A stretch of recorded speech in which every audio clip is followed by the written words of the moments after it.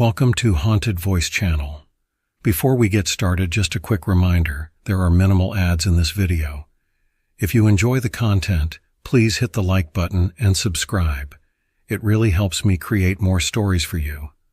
Also, I'd love to know where you're from and what time you're watching. I hope you enjoy the stories, and thank you so much for tuning in. Now, let's get started. I never believed the stories about Pine Hollow. It's the kind of place local kids make up ghost stories about to scare each other, and I was always the skeptical one, the guy who needed to see it to believe it. So when my friend Danny challenged me to spend the night out there alone, I took it without hesitation. It wasn't until I was standing at the edge of those woods, looking at the twisted trees and feeling the chill in the air, that I started to wonder if I'd made a mistake. The sky was dark, thick with clouds, and the sun was already sinking low. I'd packed light, just a sleeping bag, a flashlight, and some snacks. I wasn't planning on being there long. I figured I'd stay a few hours, maybe make a video to prove I'd done it, and then head back. The path into the woods was barely visible, more of a trail carved by animals than by people. I'd walked for maybe 20 minutes when I found a small clearing, just big enough for me to set up camp. I gathered some sticks and managed to get a small fire going, the flames casting long shadows that flickered and danced around me. The woods were quiet, almost unnaturally so. I couldn't hear any birds or animals, just the crackle of the fire and the occasional rustle of leaves. I leaned back against a fallen log, staring into the flames and trying to shake the strange sense of unease that had settled over me. I told myself it was just the stories getting to me, that there was nothing out here but trees and shadows. But the longer I sat there, the more I felt like I was being watched. That's when I saw it. Just beyond the light of the fire, something moved. At first, I thought it was an animal, a deer maybe, or a coyote. But then I noticed the eyes. They were too high off the ground, too close together, and they gleamed like cold steel. I felt a shiver run down my spine, but I forced myself to stay calm. It's just an animal, I told myself. It'll leave if I don't bother it. But the eyes didn't leave. They moved closer, slowly, deliberately, until I could just make out the shape behind them. It was tall, much taller than any animal I'd ever seen, with long limbs that seemed to stretch in unnatural angles.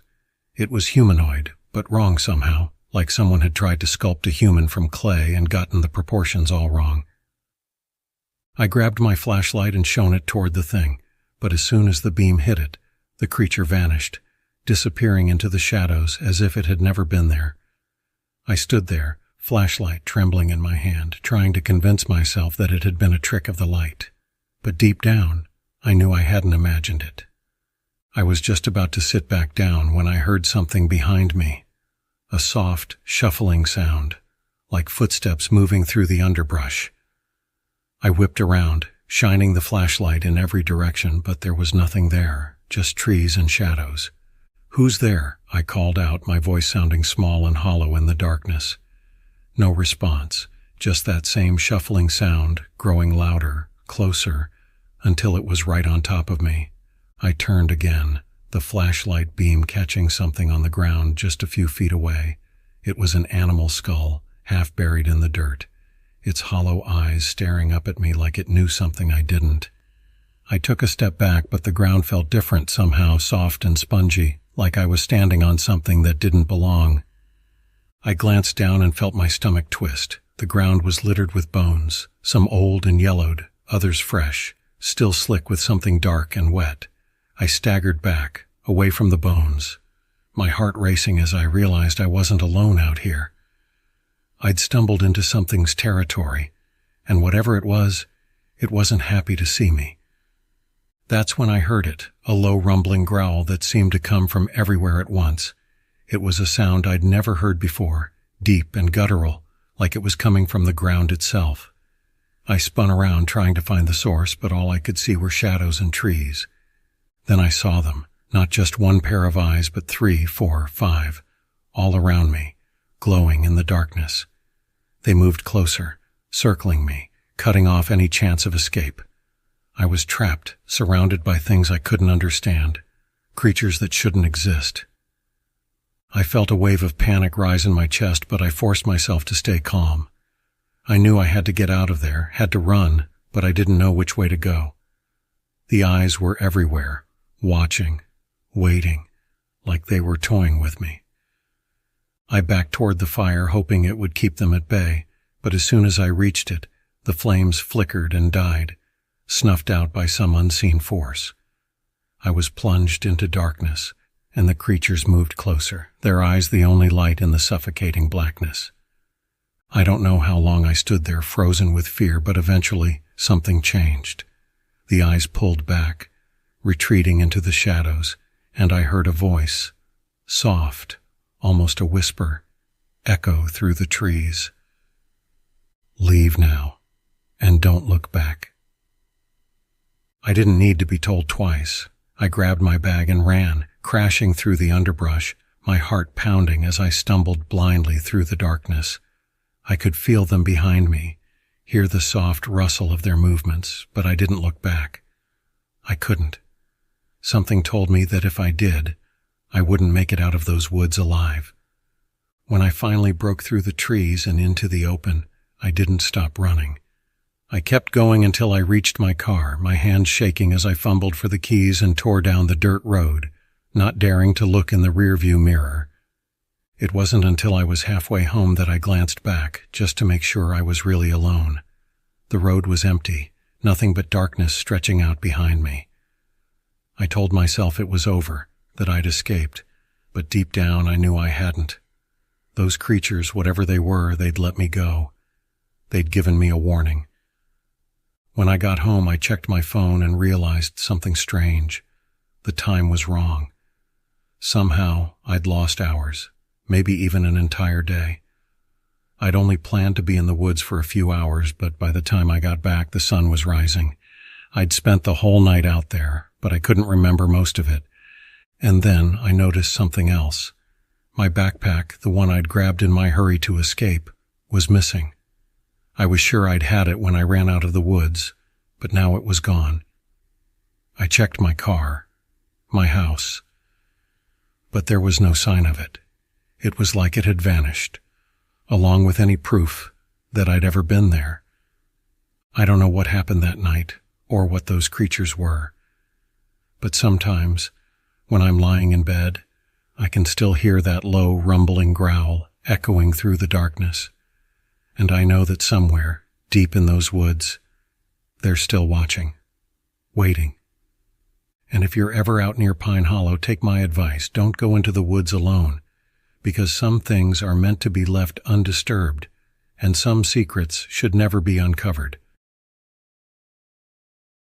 I'd been looking forward to this camping trip for months. I needed the time away from work, away from the noise of the city. Just me, my old tent, and the endless forest around me. The plan was to spend 3 nights in the deep woods of Pine Hollow National Park, miles from the nearest trailhead. I'd heard rumors about strange things happening here, but I brushed them off as local folklore.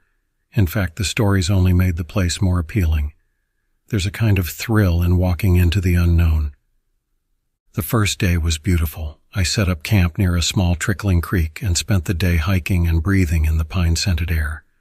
By evening I was relaxed, listening to the crackling of my campfire and the distant hoots of owls. But as the fire died down and I lay in my tent, the forest around me seemed to change. It was no longer inviting. Instead, it felt watchful, like it was holding its breath.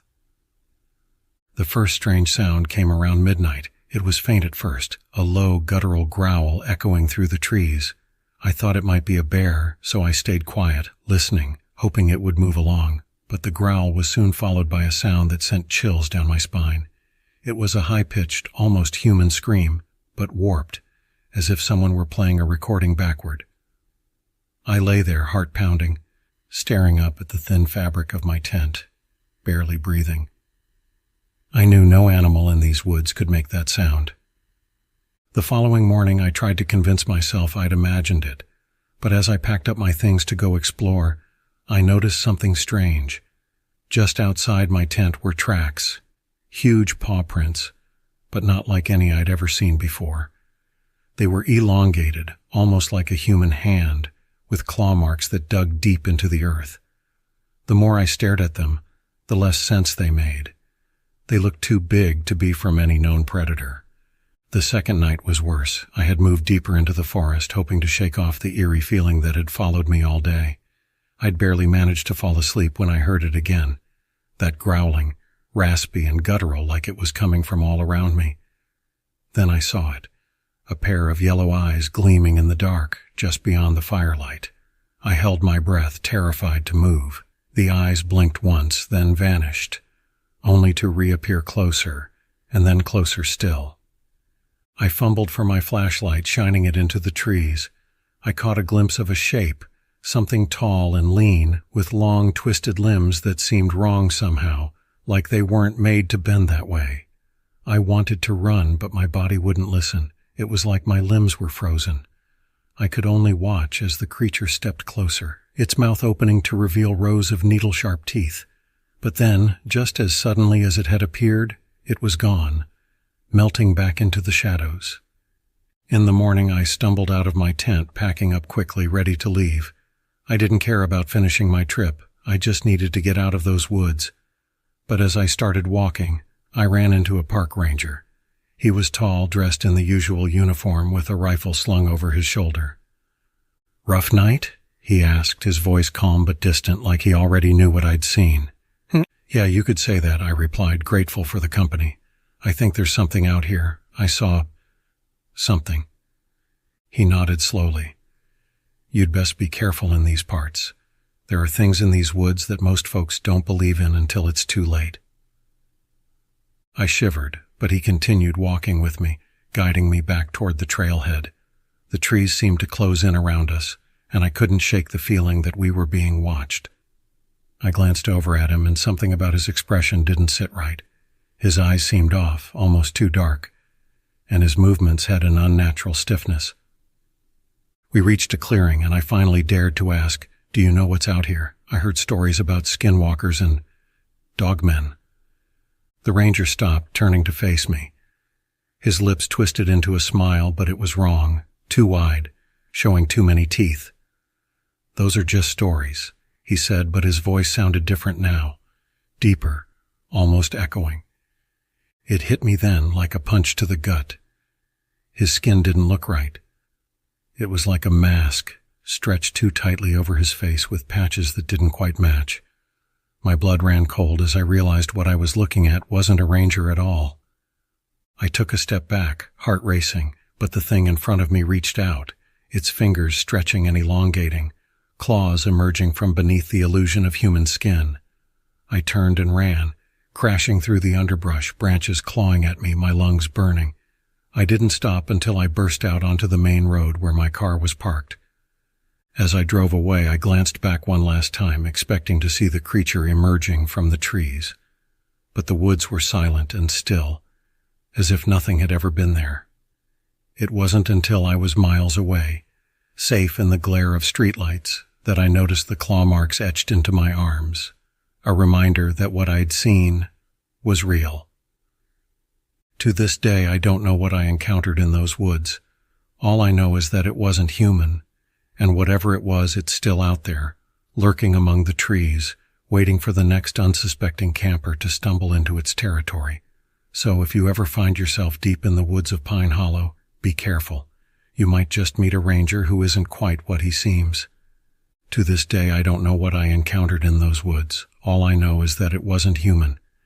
And whatever it was, it's still out there, lurking among the trees, waiting for the next unsuspecting camper to stumble into its territory. So if you ever find yourself deep in the woods of Pine Hollow, be careful. You might just meet a ranger who isn't quite what he seems. I thought a weekend alone in the isolated stretch of red pine woods would clear my mind. The quiet, untouched wilderness seemed like the perfect escape from the constant noise of the city. So, I packed my gear, left my phone in the car, and hiked deeper into the forest than most dared to go. They say there's an old park ranger station out here, abandoned for years. It sounded like the ideal place to set up camp and enjoy the solitude.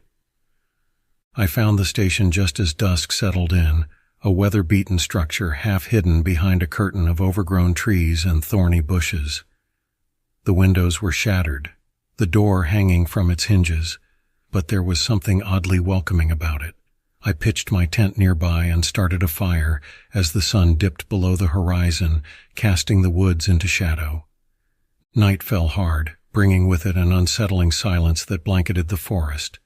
But then, from somewhere deep in the trees, came a sound, a low, mournful wail that echoed through the darkness. I tried to tell myself it was just the wind, but there was something too deliberate, too mournful about it. I shivered, pulling my jacket tighter around myself, but I refused to let fear get the best of me. After all, I'd come here for peace, and I was determined to find it. Then, out of nowhere, a voice broke the silence. "You shouldn't be here." I spun around, and there he was, a tall, thin man in a park ranger uniform, standing just at the edge of the firelight. His face was mostly shadowed by his hat, but I could feel his eyes boring into me. "Sorry, I didn't know anyone still worked out here," I replied, forcing a smile. "I thought the station was abandoned." He tilted his head slightly, like he was trying to remember how to make a human expression. "It is." His voice was raspy, almost broken, as though he hadn't used it in a long time. "But you need to leave. There are things out here that don't take kindly to strangers." I chuckled nervously. "What, like bears?" He shook his head slowly, and for a moment I thought I saw his face twitch as if it were shifting beneath his skin. "You won't find any bears out here, just things that pretend to be them."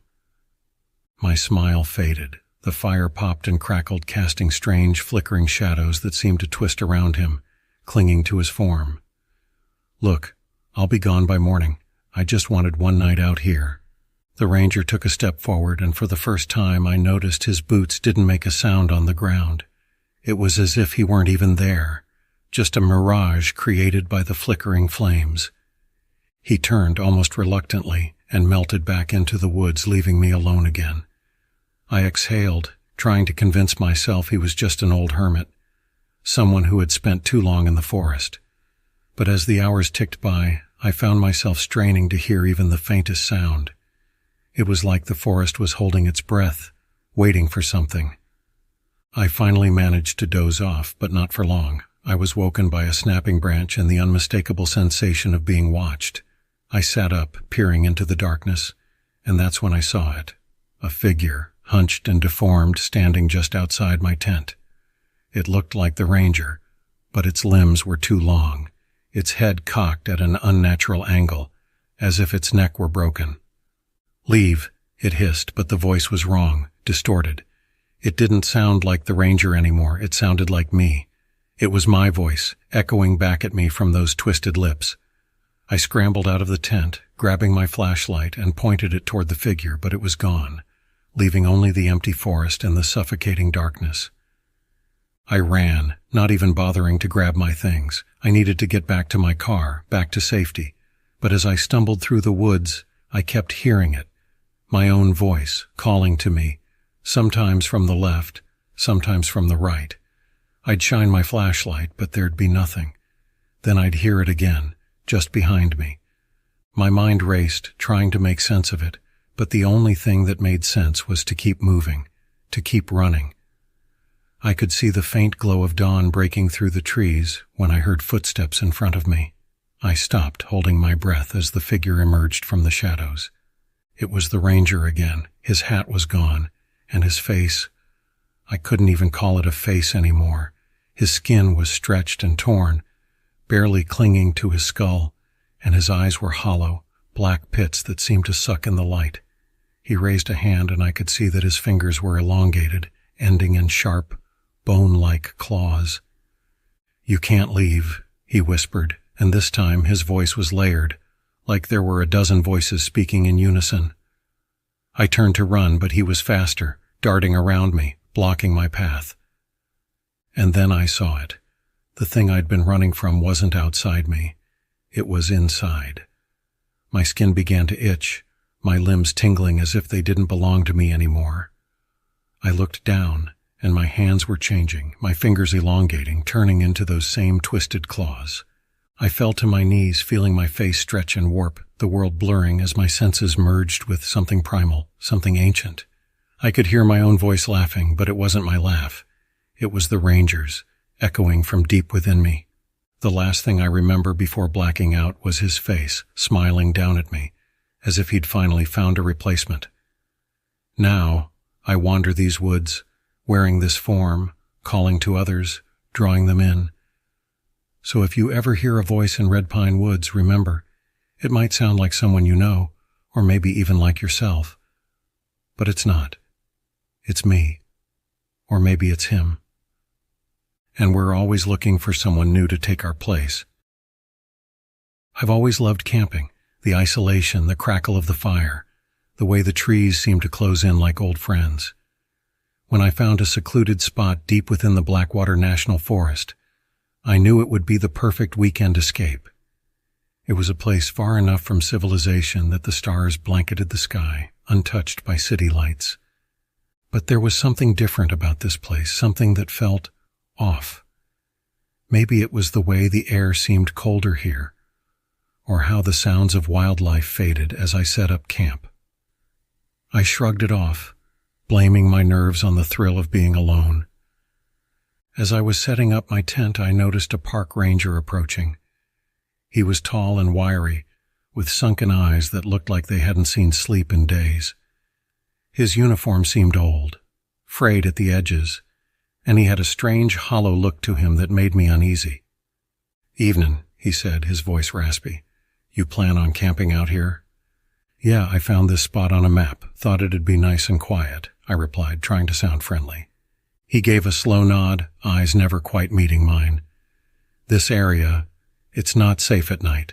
Things tend to happen after dark." His tone was flat, almost mechanical, but there was a hint of something else. "Fear?" I chuckled nervously. "Is there a bear or something I should worry about?" His lips curled into a tight smile, but there was no humor in it. "Bears would be the least of your worries." He glanced over his shoulder as if checking for someone or something before leaning in. "You should leave. Now." With that, he turned and walked off, disappearing into the dense trees. I watched him go, a chill crawling down my spine. Part of me wanted to listen, but another part felt that he was just trying to scare me. After all, this was public land. What was the worst that could happen? Night fell quickly and the silence settled in, thick and oppressive. I sat by the fire, listening to the faint rustle of leaves and the distant hoot of an owl. The ranger's warning echoed in my mind, but I tried to shake it off. I wasn't about to let an odd park ranger ruin my night. That's when I heard it, a faint shuffling just beyond the firelight. I grabbed my flashlight and aimed it into the darkness, but all I saw were trees, looming like silent sentinels. I took a deep breath, trying to steady my nerves, and sat back down. The shuffling grew louder, closer, my heart hammered in my chest. I stood up, swinging the flashlight around, and then I saw something that froze me in place. At the edge of the tree stood a figure. It looked like the ranger, but there was something horribly wrong with him. His limbs were too long, and his head hung at an odd angle. He was staring at me, unblinking, with eyes that gleamed in the dark, reflecting the firelight. "Is there a problem?" His voice was hollow, echoing unnaturally through the trees. My throat tightened. I thought you left." The figure tilted its head, the motion jerky and unnatural. "I'm always here," it said, stepping forward. As it moved, I could hear the sickening crack of bones, like someone twisting a dried-out branch. I stumbled back, tripping over my own feet as I backed away from the fire. The thing took another step forward, and in the light I saw its skin shifting, stretching as if it were trying to mold itself into something else. Something human, but not quite. A memory flashed in my mind, something I'd read online about creatures that could mimic human forms, creatures that wore the skin of their prey. My blood turned to ice as realization dawned. "Skinwalker," I whispered, barely able to force the word out. It grinned, its face twisting into an expression that was almost comical if it wasn't so horrifying. "They don't always believe," it rasped, voice warping into something guttural and alien. but they always run. I turned and bolted into the woods, branches clawing at my face as I pushed blindly through the underbrush. My legs burned, my lungs screamed for air, but I didn't dare look back. I could hear it behind me, the crackling of bones and the wet slapping sound of something that wasn't quite human trying to keep up. I ran until I saw the faint glow of a ranger station ahead. Bursting through the door, I slammed it shut behind me, gasping for breath. There, sitting at a desk, was another ranger, this one younger, with a look of mild surprise. You have to help me," I stammered. "There's something out there, something that looks like one of you." He frowned, glancing out the window. "What did you see?" he asked, his tone suddenly serious. I tried to explain, but the words jumbled out, incoherent and desperate. He stood up, patting my shoulder reassuringly. "Take a seat," he said. "I'll go check it out." Before I could protest, he was gone, disappearing into the night. I huddled in a chair, feeling a false sense of safety under the harsh fluorescent lights. Minutes stretched into hours. The night crept on, and I began to wonder if I'd imagined it all. Maybe it was just a bad dream. Maybe I was losing my mind. I got up to pace, glancing at the clock on the wall. That's when I saw it. Hanging on the wall was a photograph of the park rangers who worked in Blackwater. I scanned the faces, looking for the younger ranger, wanting some sense of normalcy. But then my eyes landed on a face I recognized, the older ranger, the one who had warned me. The caption read, "Ranger Philip Dawson, 1952-1981. My stomach dropped. I read the dates again. He'd been dead for over 40 years. The door creaked open and I spun around. Standing there was the younger ranger, but something about him was wrong. His arms were too long, his head hung at an unnatural angle, and his eyes gleamed with a predatory hunger. "Are you ready to leave now?" he asked, his voice echoing hollowly in the empty room. The lights flickered, and I knew with chilling certainty that I was never going to make it out of Blackwater alive. There's a stretch of forest known as the Black Hollow, a place the locals avoid. They say the trees there grow in twisted shapes, and the light never quite reaches the forest floor. But I had heard about it for years, and curiosity finally got the better of me. I was determined to spend a night there, alone, to see if there was any truth to the legends. I arrived in the late afternoon, driving until the road turned into a dirt path, and then that path dissolved into nothing. I parked my car at the edge of the forest and started my hike. The air felt different as soon as I stepped under the trees, thick, almost sticky, and carrying a faint metallic scent. But I brushed it off and continued deeper. After an hour or so, I found a clearing with a lone crooked tree in the center. Its branches looked like clawed hands reaching out in every direction, as if it were trying to snatch something out of the air. I pitched my tent near the tree, ignoring the unease that prickled at the back of my neck. I told myself it was just my nerves. I was alone out here after all. No one and nothing to fear. As night fell, I lit a small fire and sat back, trying to enjoy the solitude. But soon, I noticed something strange. There were no sounds, no crickets, no owls, nothing. It was like the forest was holding its breath. The silence was unnerving, but I forced myself to stay calm. I was in the middle of nowhere. It made sense for it to be quiet, right? I was drifting off to sleep when I heard it, a soft rustling like someone, or something, was moving just outside my tent. I held my breath, straining to listen. The rustling stopped, and for a moment there was only silence, but then came a faint whisper, barely audible, like a breath on the wind. "Help. Me." I froze. It sounded like a woman's voice, weak and desperate. But what would a woman be doing out here in the middle of the night? I grabbed my flashlight and unzipped the tent, shining the beam into the darkness. Nothing, just trees and shadows stretching on and on. I was about to crawl back inside when I heard it again, this time from the other side of the clearing. "Help. Me." The voice was closer now, too close. I stood up, heart pounding, and scanned the area with my flashlight. Then I saw it. Something moving between the trees. It was tall, almost unnaturally so, and hunched over. It moved with a jerky, unnatural gait, like it didn't quite understand how legs were supposed to work. I could see its outline, but not its face. It was as if the shadows were clinging to it, hiding its features. "Help me," it whispered again, the sound stretching and distorting, like it was trying to mimic a human voice but couldn't quite get it right. I took a step back, feeling the cold night air grip my lungs. The thing moved closer, slowly, and I could finally make out its face. Its skin was pale, almost translucent, and its eyes were black, bottomless pits that seemed to swallow the light. Its mouth was stretched into a too-wide grin, and it kept opening and closing its mouth, like it was trying to form words, but couldn't quite manage. "Help me," it repeated, but now I could see its lips weren't moving. The voice wasn't coming from it. It was coming from somewhere else, somewhere deep within the forest, as if the woods themselves were speaking.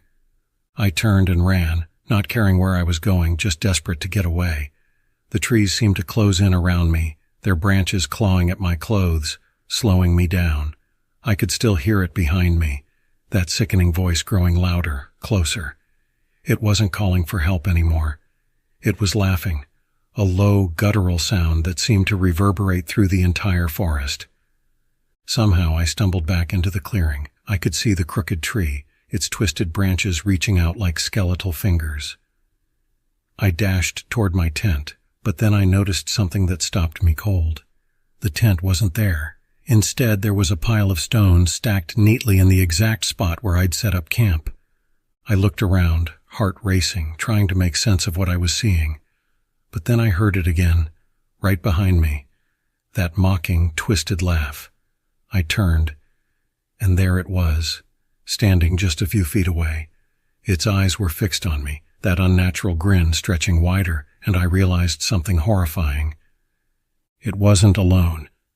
From the shadows emerged more figures, all of them with the same elongated limbs, the same empty eyes, the same grotesque smiles. They surrounded me, their heads tilting in unison, as if they were all connected, sharing some dark, collective thought. I took a step back and my foot caught on something. I looked down and saw another pile of stones. This one was smaller, more weathered, but as I examined it, I saw it was arranged in the shape of a person, laid flat on the ground, arms and legs stretched out. Then it hit me. I'd seen these stone formations before, in a book about ancient burial sites. They were markers left by people who believed that the dead could be bound to the earth with stones. But this wasn't a grave. It was a warning. I turned to run again, but the creatures were closing in, their mouths stretching impossibly wide, revealing rows of sharp, jagged teeth.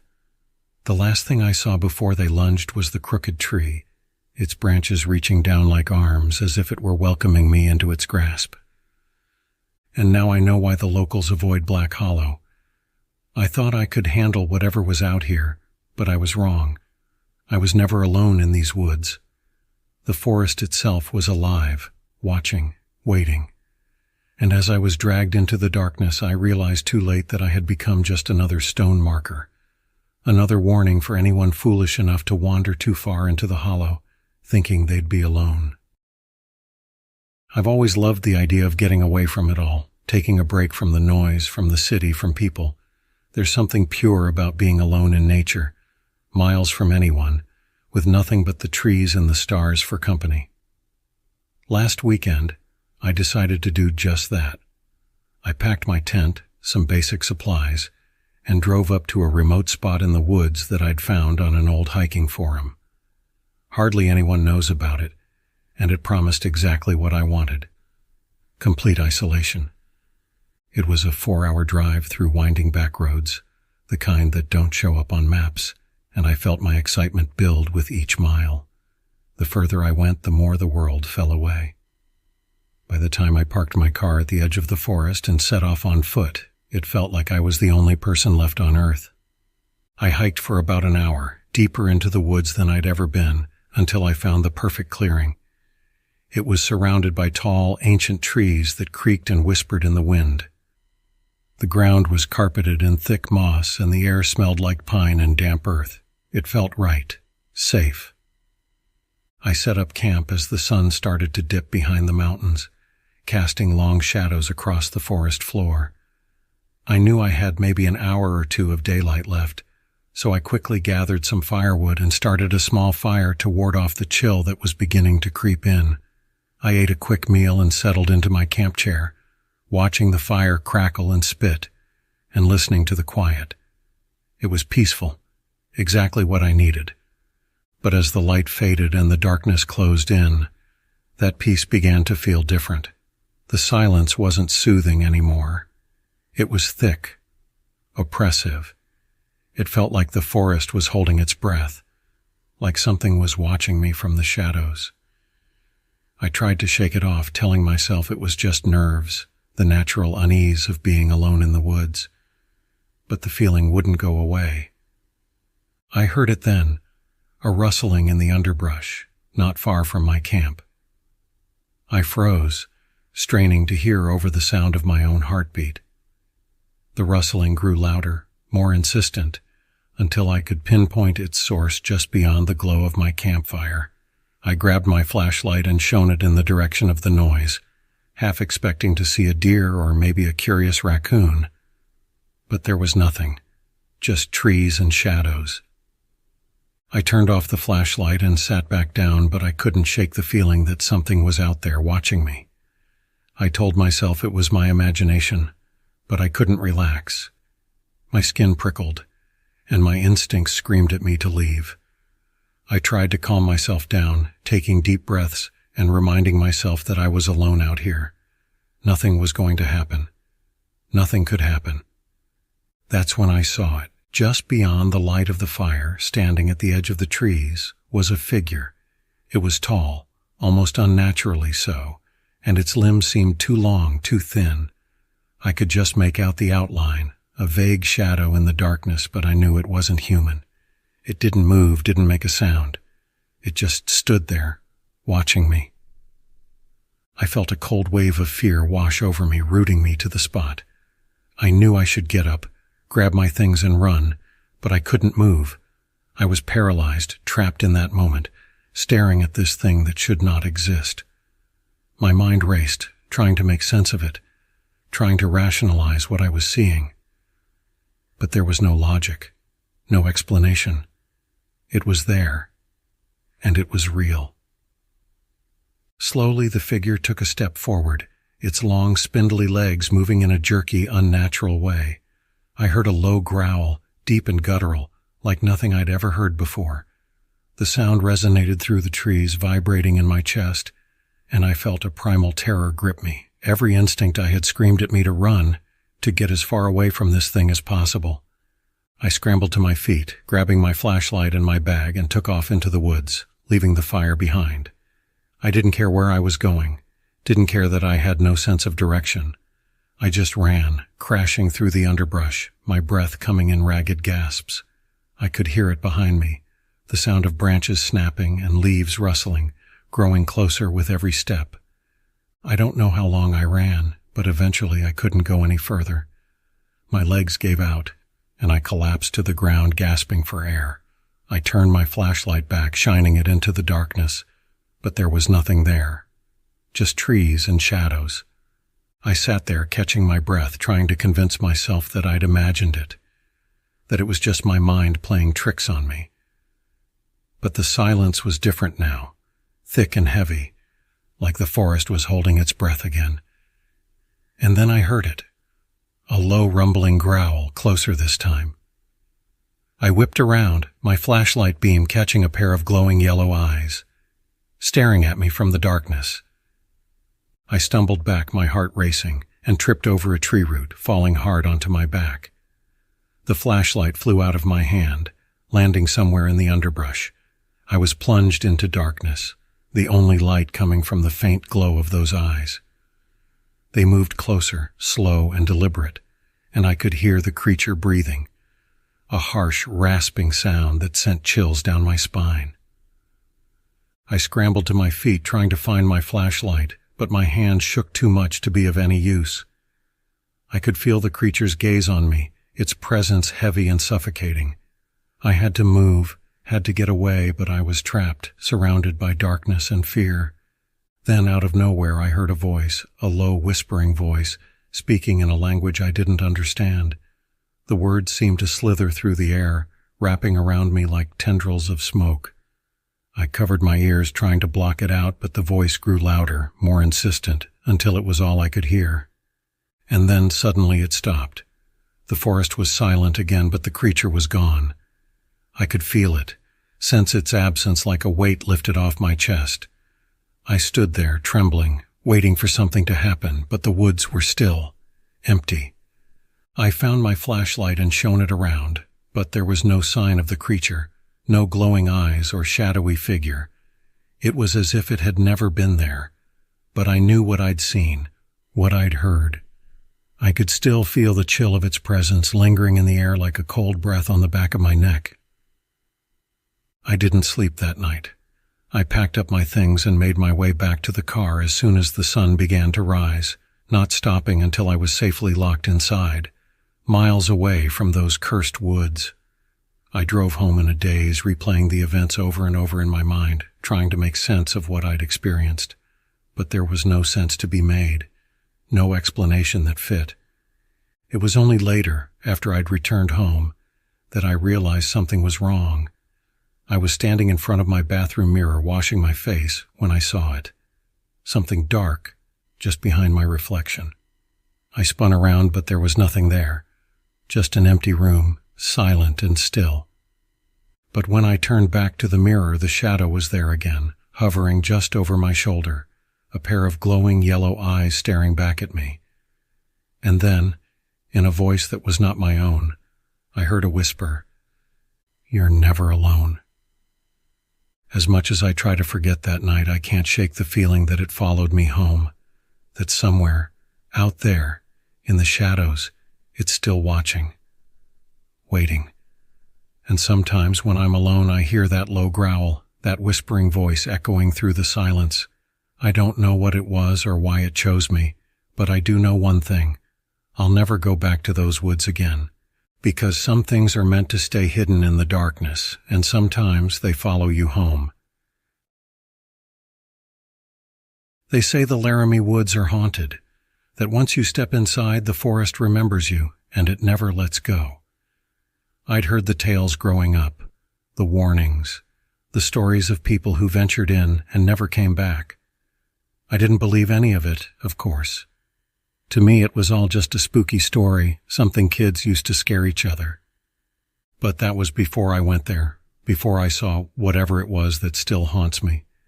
It started like any other camping trip. I'd been planning it for weeks, needing an escape from the grind of daily life. I packed my tent, a few supplies, and headed off into the woods. I'd picked a spot deep within the Laramie woods, far from the main trails where I wouldn't see another soul. That was the whole point after all. I wanted to be alone. The day passed uneventfully. I hiked, set up camp, and spent the afternoon exploring.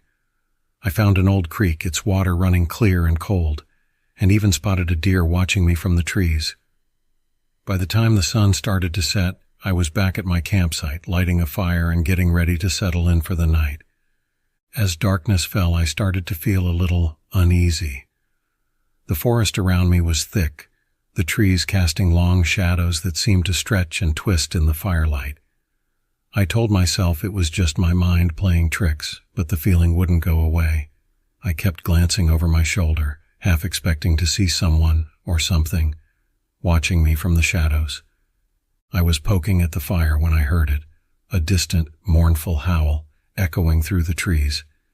It sounded like a wolf, but different somehow, like there was something wrong with it. I'd never heard an animal make a sound like that before. It was low and guttural, almost human, but twisted in a way that made my skin crawl.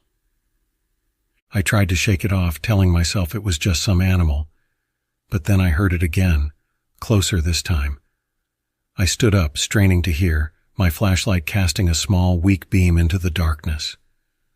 The firelight flickered, and for a moment I thought I saw something move at the edge of the clearing. "Hello?" I called out, my voice sounding small and uncertain. No response.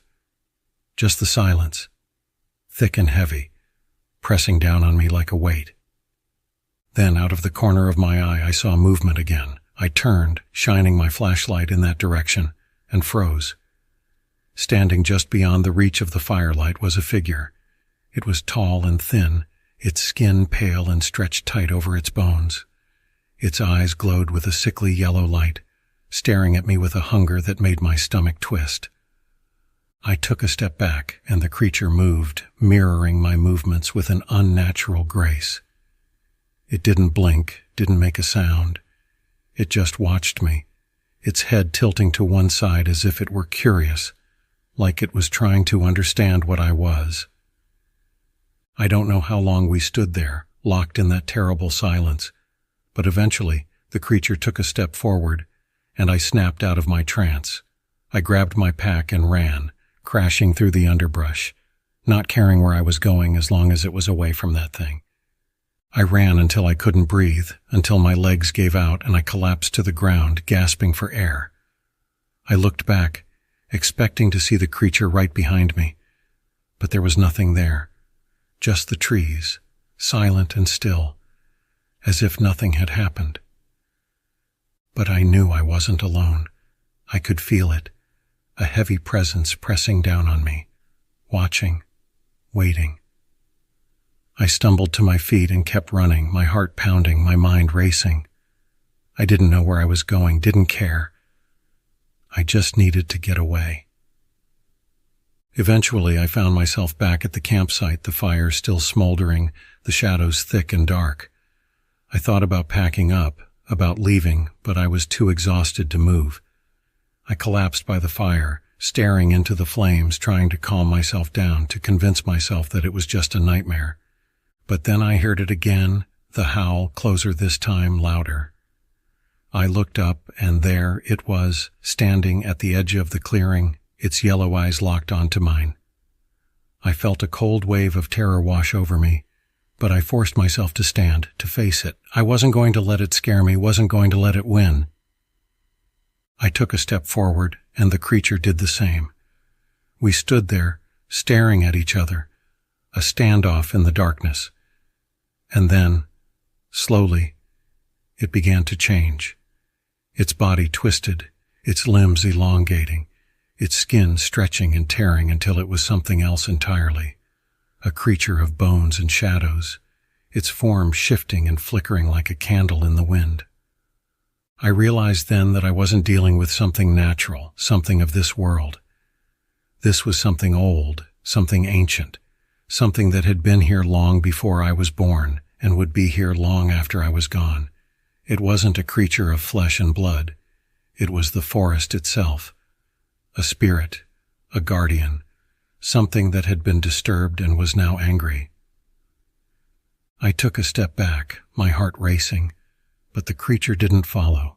It just watched me, its yellow eyes glowing with a strange, almost sorrowful light. And then, in a voice that was barely a whisper, I heard it speak. "Leave this place. You do not belong here." The words echoed in my mind, a warning, a threat, a plea. I didn't need to be told twice. I grabbed my pack and ran, not stopping until I was out of the woods, back in my car, the doors locked, the engine roaring to life. I drove home in a daze, my mind racing, trying to make sense of what I'd seen, what I'd heard. But there was no sense to be made, no explanation that fit. I knew, deep down, that I had witnessed something I wasn't meant to see, that I had trespassed into a place that was not mine. It's been weeks now, but I still can't shake the feeling that it's watching me, that somehow, some way, the forest remembers me, and it's waiting. Sometimes, when I'm alone, I'll hear a low, mournful howl in the distance, a reminder of that night, of the thing that I saw. I don't know what it was, and I don't want to know. But I do know one thing. I'll never go back to those woods, because some places are meant to be left alone, and some secrets are better left forgotten. And in the dark corners of the Laramie woods, the forest never forgets. I'd been on countless solo camping trips before, but nothing like this. This time, I wanted isolation, a real chance to escape. So I picked the deepest corner of the Wrenwood National Forest, far from any established trail. They say the forest is ancient, that it's seen things most people would never believe. I thought it was just local lore to keep tourists from wandering off. Now, I know better. I arrived at dusk, parking my truck at the edge of a dirt road and setting off with just my pack and flashlight. The silence was heavy, almost suffocating, but I relished it. As I trekked through the underbrush, I caught glimpses of old park signs, weathered and broken, barely visible beneath the moss and vines. They hadn't maintained this area in years. Perfect. I found a small clearing surrounded by towering pines and set up my tent. The forest was unusually quiet, but I chalked it up to being so far out. No people, no noise. But as I sat by my campfire, the woods felt different, somehow off. The shadows seemed to stretch too far, creeping toward me like they were alive. I couldn't shake the feeling that I was being watched. But every time I turned around, there was nothing there. It started around midnight. I was lying in my tent on the edge of sleep when I heard footsteps. Soft, almost careful, as if whoever was out there didn't want to be heard. I sat up, holding my breath, and strained to listen. The footsteps stopped. Then just outside my tent I heard a low, guttural breathing. Something big was there, sniffing around, circling. I stayed completely still, barely daring to breathe. My mind raced through explanations. A bear, maybe a wolf. But then it made a sound, a deep, rumbling growl that was unlike anything I'd ever heard. It was a sound that didn't belong in these woods or anywhere else I knew of. I grabbed my flashlight and clicked it on, ready to scare off whatever was out there. But when I unzipped the tent and shined the beam into the darkness, there was nothing, just empty forest, stretching into blackness. The next morning I found tracks around my campsite. They looked almost human but elongated, as if someone had taken human feet and stretched them, with claw marks at the tips of each toe. My stomach twisted as I followed them, each step leading further into the dense trees. But then the tracks just stopped. There were no other prints, no sign of the creature. It was as if it had vanished. I decided to pack up and leave, but as I turned to go, I noticed something strange. A small, carved totem lying in the dirt. It was crude, a roughly carved figure with hollow eyes and an open mouth, like it was screaming. I picked it up, shivering as I felt a chill run down my spine. Suddenly, a voice echoed behind me, low and whispering, like the wind had turned into words. "You're not supposed to be here." I spun around, but there was no one there. The forest was still, almost too still, as if it were holding its breath. I shoved the totem into my pocket, quickened my pace, and headed back the way I'd come. But after what felt like an hour of walking, I realized I was completely lost. No matter which way I went, the trees seemed to stretch endlessly, twisting and contorting in ways that made me dizzy. As the sun began to set, I stumbled upon an old cabin, hidden in a thick grove of trees. It was decrepit, with broken windows and a sagging roof. Desperation clawed at me. I needed shelter, any shelter. I pushed the door open and the stench hit me immediately, a foul, rotting smell like something long dead. The cabin's walls were covered in strange symbols carved deep into the wood. They looked like ancient runes or warnings. And then I saw them, scattered on the floor, piles of animal bones, all arranged in odd patterns. My pulse quickened and I backed away, but then I heard footsteps again, this time inside the cabin. I turned and there it was, a creature standing in the doorway blocking my escape. It was tall, with limbs too long for its body and skin stretched tight over sharp bones. Its face was wrong, like it was trying to mimic a human expression but couldn't quite get it right. Its mouth opened, and the same raspy whisper came out. "You're not supposed to be here." I stumbled back, heart racing, as the creature lunged forward. I scrambled out through a broken window, not caring about the cuts and scrapes as I tore through the forest, desperate to escape. The creature followed, its steps slow and methodical as if it knew I couldn't get away. The The forest seemed to twist around me, and I was running in circles, seeing the same trees, the same boulders, over and over again. Finally, I burst into the clearing where I'd left my truck. I didn't look back as I jumped in, started the engine, and sped down the dirt road. As I drove, I caught a glimpse of something in my rearview mirror. A figure standing at the edge of the trees, watching, its hollow eyes fixed on me. I didn't stop until I was miles away, but when I finally pulled over to catch my breath, I felt something in my pocket. The totem. I pulled it out, my hands trembling. But it wasn't the same as before. Now, the carved face looked just like mine, hollow eyes and a mouth stretched in a silent scream. The realization hit me with a sickening dread. I haven't been back to Wrenwood since, but I know that thing is still out there. And sometimes, late at night, I swear I hear it, whispering from the shadows, reminding me that I was never supposed to leave. I should have known something was wrong the minute we arrived at Devil's Hollow, but I was tired of city life, and I'd read online that this isolated pocket of wilderness had some of the best hiking and camping trails in the state. So, when my buddy Mike suggested we go out for a long weekend, I didn't hesitate. The drive took longer than expected, the road twisting and narrowing until it was barely wide enough for our truck. The trees grew denser as we neared our destination, branches arching overhead to block out the sunlight, casting everything in an eerie green twilight. There were no other cars, no signs, not even a hint of other campers. We found an open clearing just as dusk was settling in, but it didn't feel right. The air was thick, heavy, almost stifling. A strange metallic odor hung around us, and I felt a cold prickle at the back of my neck. But Mike shrugged it off, joking that we'd found the perfect spot for a haunted camping trip. We set up camp and got a fire going, trying to push back the creeping darkness. As the night deepened, the woods around us grew unnervingly quiet. No rustling leaves, no birds, no crickets. Just an oppressive silence that made me feel like we were the only two people left in the world. "Did you hear that?" Mike suddenly whispered, his eyes darting to the edge of the clearing. I strained to listen but heard nothing. "Probably just a deer," I said, hoping to reassure myself as much as him. But then a low growl echoed through the trees. It wasn't a sound I recognized, too deep for a coyote, too guttural for a bear. It was almost human. Mike and I exchanged uneasy glances, and I could see the tension in his jaw as he gripped his flashlight tighter.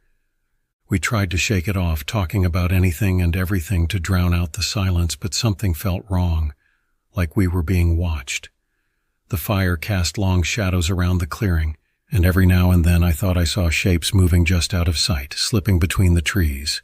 And then, just past midnight, we saw him. A man emerged from the shadows, his face hidden beneath the brim of a wide-brimmed hat, his clothes tattered and smeared with mud. At first I thought he might be another camper, maybe lost, but as he moved closer, I could see the glint of something metallic in his hand, a long, rusted hunting knife. "You boys lost?" he rasped, his voice rough as gravel, his eyes glinting like shards of glass in the firelight. "We're fine," Mike replied, trying to sound confident. "Just camping for the weekend." The man tilted his head, his lips curling into a smile that didn't reach his eyes. "Not many people come out to Devil's Hollow anymore," he said. "Not since the disappearances." My blood ran cold.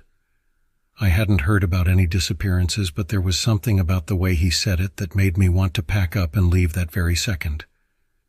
The man took a step closer, and I could see something was off about him. His skin looked stretched, too tight, as if it didn't quite fit his bones. "You boys should leave," he whispered, the words barely more than a hiss. "They don't like strangers here." Without another word, he melted back into the darkness, leaving us alone with the fire crackling quietly between us. We sat there in stunned silence, unsure if we should laugh it off or take it as a serious warning. But I couldn't shake the feeling that he was still watching us, lurking just beyond the circle of firelight. And then we heard it, a low echoing howl that made the hairs on my neck stand on end. It was followed by another and then another, until the woods were alive with the haunting chorus. They sounded almost like wolves, but distorted, broken, like something trying to mimic the sound of an animal and failing. "We need to get out of here," I said, my voice trembling as I stood up, grabbing my pack. But as I turned to leave, I saw them, figures moving through the trees, their eyes reflecting the firelight, glowing an unnatural shade of red. They were humanoid, but their limbs were too long, their bodies hunched and twisted.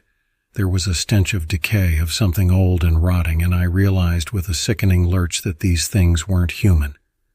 Mike and I scrambled to extinguish the fire, throwing dirt over the embers as quickly as we could, but the creatures were getting closer. I could hear the crunch of leaves beneath their feet, the wet rasp of their breathing as they closed in on us.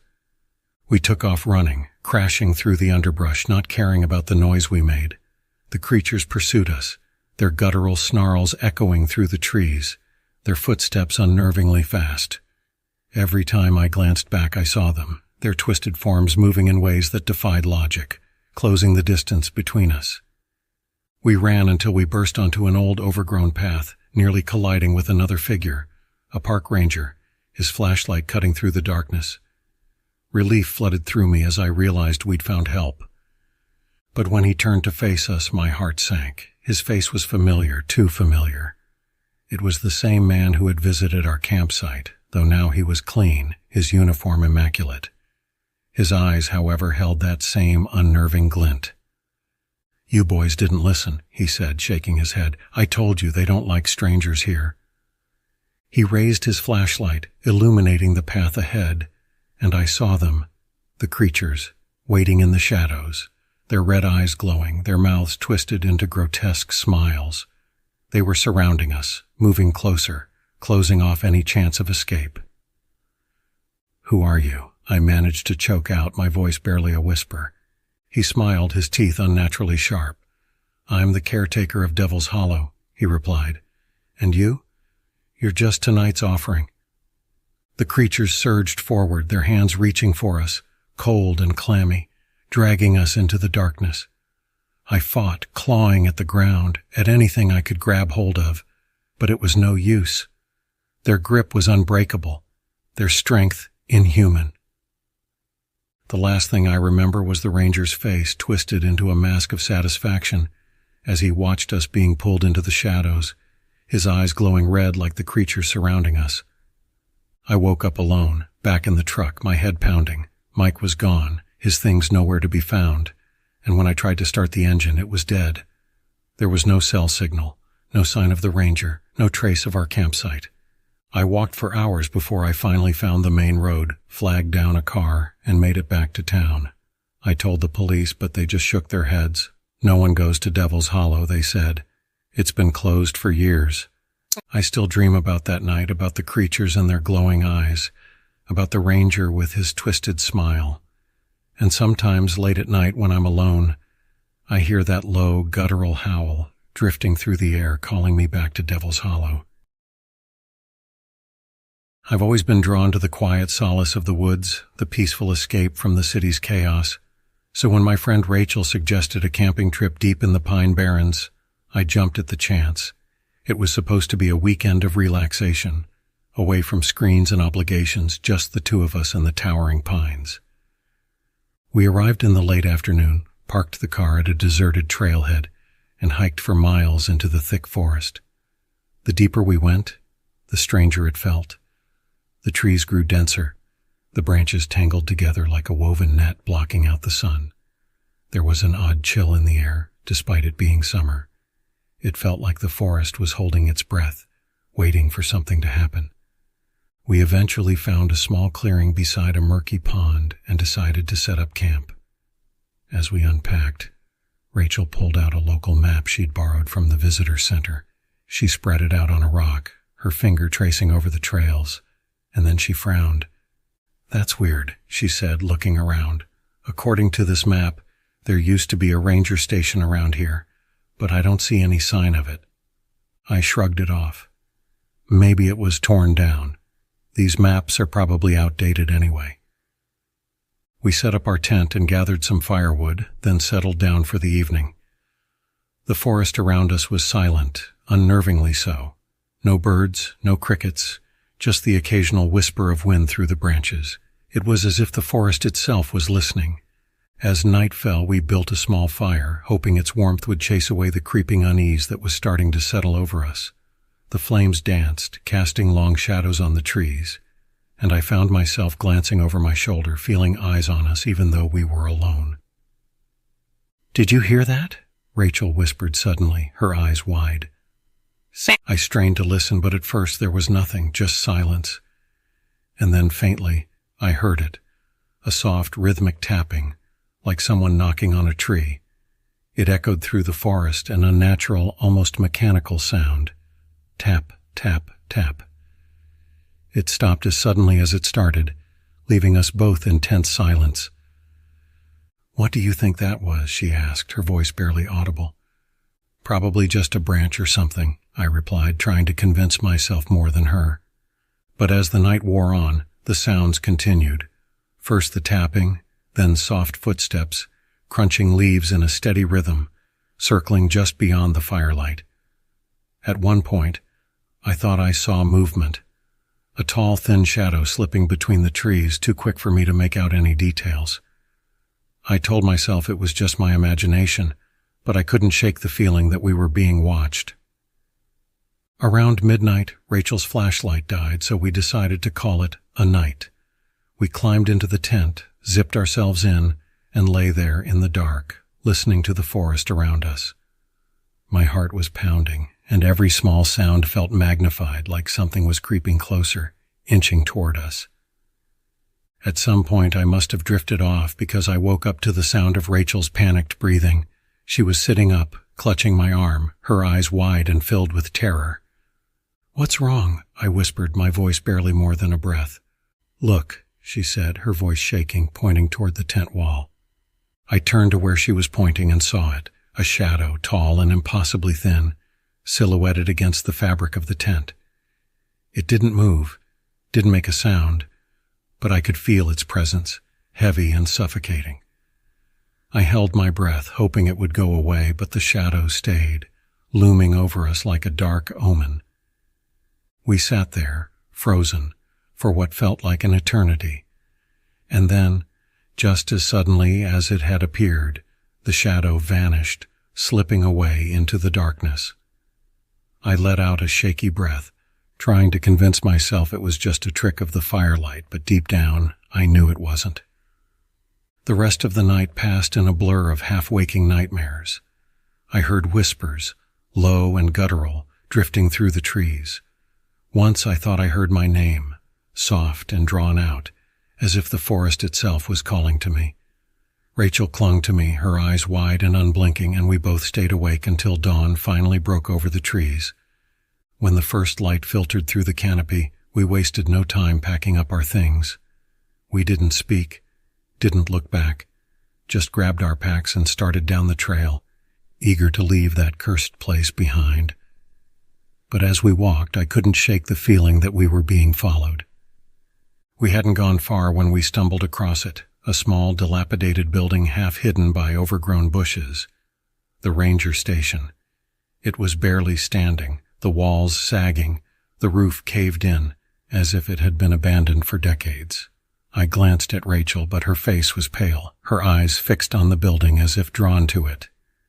"We need to keep moving," I said, but she didn't respond. She just stood there, staring like she was in a trance. And then I saw it. Movement in the doorway. A figure, tall and thin, just like the shadow from the night before, stood in the doorway watching us. I couldn't make out any features, just the outline of a man, impossibly gaunt, with long bony fingers that wrapped around the doorframe like claws. "Rachel, we need to go," I whispered, pulling at her arm, but she wouldn't move. The figure took a step forward, and I felt a wave of cold wash over me, a bone-deep chill that left me paralyzed. And then I heard it, the same rhythmic tapping, echoing through the forest, coming from all around us, as if the trees themselves were knocking, signaling our presence. Finally, Rachel snapped out of it, and we took off, sprinting down the trail as fast as we could, the tapping growing louder, faster, like a heartbeat racing to catch up with us. I didn't dare look back, didn't dare slow down, afraid of what I might see. When we finally reached the car, we jumped in, slammed the doors, and sped down the narrow, winding road, not stopping until we were miles away from that place. Only then did I allow myself to breathe, my hands shaking as I gripped the wheel. Rachel didn't say a word the whole drive back. I dropped her off, and we never spoke about the trip again. But sometimes, late at night, I hear it, the soft tapping, the faint whispers, calling me back to the pines. And I know deep down that something is still out there, watching, waiting, hidden among the trees, ready to greet the next unlucky soul who wanders into the Devil's Hollow. I've always loved camping. There's something primal about being out in the wild, under the stars, with only a thin layer of canvas between you and the vast unknown. My friends, Joe and Sarah, agreed to come along on one of our camping trips, despite their hesitations about my choice of location, a remote, forgotten corner of a state park. No cell signal, no marked trails, just us and whatever lurked beyond the firelight. We arrived at the site mid-afternoon, under a sky heavy with clouds. The trees were impossibly tall, their branches clawing at the sky like skeletal fingers. The place felt wrong somehow. Maybe it was the silence, unnatural, oppressive, like the forest was holding its breath. Still, we brushed it off as nerves and got to setting up camp. By dusk, we had a fire going and were swapping ghost stories, laughing at each other's jumpiness. But when darkness finally swallowed the forest, the laughter died, and a chilling sense of dread settled over us. We heard it first, a faint rustling like something moving through the underbrush, then a soft, almost imperceptible whistle drifting through the trees, echoing the melody of a lullaby I could almost recognize, but not quite. "Did you guys hear that?" Sarah's voice was barely a whisper, her eyes wide, darting into the shadows beyond the fire. "Probably just an animal," Joe replied, though his voice trembled. But I knew better. I'd spent enough nights in the woods to know that animals don't move like that, don't sound like that. I tried to shake it off, not wanting to let on how unnerved I was. The whistle came again, closer this time, accompanied by a low, guttural growl that seemed to vibrate through the ground beneath us. And then, out of nowhere, a beam of light cut through the trees, illuminating the edge of our campsite. A park ranger stepped into the glow of our fire. "Evening, folks," he said, his voice gravelly and cold. His uniform looked old, frayed around the edges like it hadn't been updated in decades. His face was obscured by the brim of his hat, but there was something wrong about the way he stood, like his joints didn't quite fit together. "We didn't realize anyone else was out here," Joe said, trying to sound casual. "Are we supposed to be camping here?" The ranger didn't respond immediately. He just stared at us, or at least I thought he did. His face was still hidden, but I could feel his eyes on me. "This area's off limits," he finally replied, his tone flat. "People don't usually make it out here." A shiver ran down my spine. "We didn't see any signs," I said, glancing back at the direction we'd come from. The path we'd taken was rough, overgrown, barely a trail at all. It felt like no one had been out here in years. The ranger tilted his head and a strange smile spread across his face. "Maybe you weren't meant to." I looked over at Sarah and Joe, hoping they'd suggest we pack up and leave. But they seemed frozen, rooted to the spot, eyes locked on the ranger, as if he held them in some kind of trance. Then, without another word, the ranger turned and disappeared into the woods, the beam of his flashlight cutting erratic, unnatural arcs through the trees. For a moment we were silent, the only sound our own breathing, ragged and shallow. "We should go," Sarah said finally, her voice barely a whisper. We all agreed and scrambled to gather our things, but as we packed, the strange sounds started up again. Low growls, high-pitched giggles, and that eerie whistle threading through the trees like a sinister lullaby. It felt like the forest was alive, closing in around us, watching our every move. As we finally started down the trail, I noticed something strange in the mud. Footprints, but they were wrong. Some looked like human tracks, while others were elongated, distorted, like the feet of some beast. A chill ran down my spine as I realized they were leading in the same direction we were headed. We pushed forward, my flashlight barely piercing the darkness. The shadows seemed to move, shapes darting between the trees just out of sight. And then, up ahead, I saw him again. The ranger, standing in the middle of the trail. But something was different this time. His body seemed to shift, his limbs contorting, elongating in unnatural ways. His head twisted, his eyes glowing with an unnatural light. He let out a low, guttural snarl that sent us all stumbling back. "Run!" I shouted, grabbing Sarah's hand, pulling her along as Joe sprinted ahead. The forest was alive with movement now, shadows that morphed and twisted into forms I couldn't comprehend. I caught glimpses of them as we ran, creatures with elongated limbs, hollow eyes, and gaping mouths filled with too many teeth. Dogmen, skinwalkers, things I didn't have names for, all converging on us. We burst into a small clearing, gasping for breath, but the creatures didn't follow. They stood at the edge, watching us, their eyes glinting in the moonlight. I scanned the area, looking for a way out, and that's when I noticed it. A weathered, broken sign half buried in the dirt.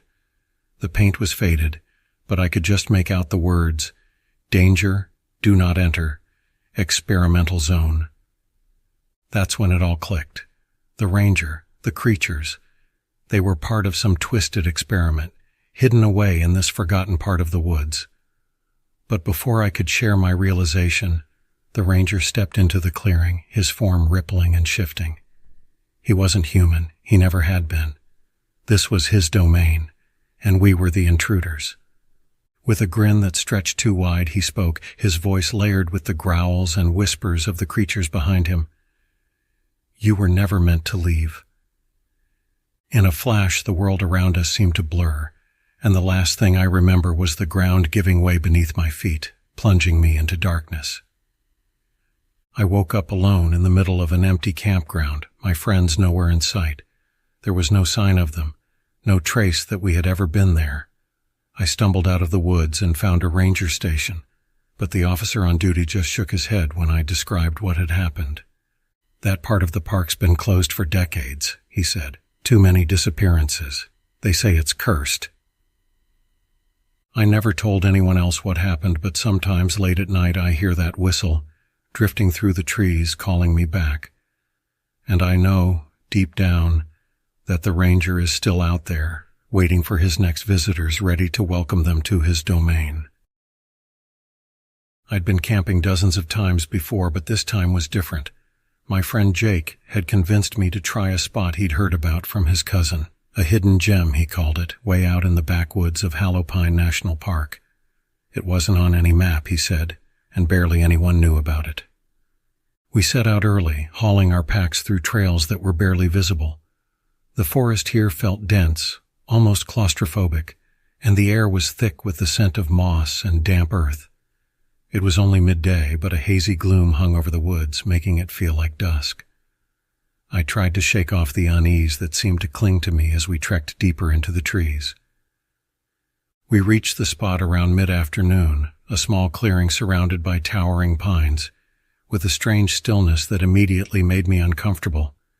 I couldn't hear any birds or even the rustle of animals, just silence, so heavy that it felt like a weight on my chest. As we set up camp, Jake started talking about a local legend his cousin had told him about, the Echo. According to the story, there was something that lived in these woods, something that could mimic voices perfectly. People said if you stayed out here long enough, you'd hear it calling to you, sounding exactly like someone you knew.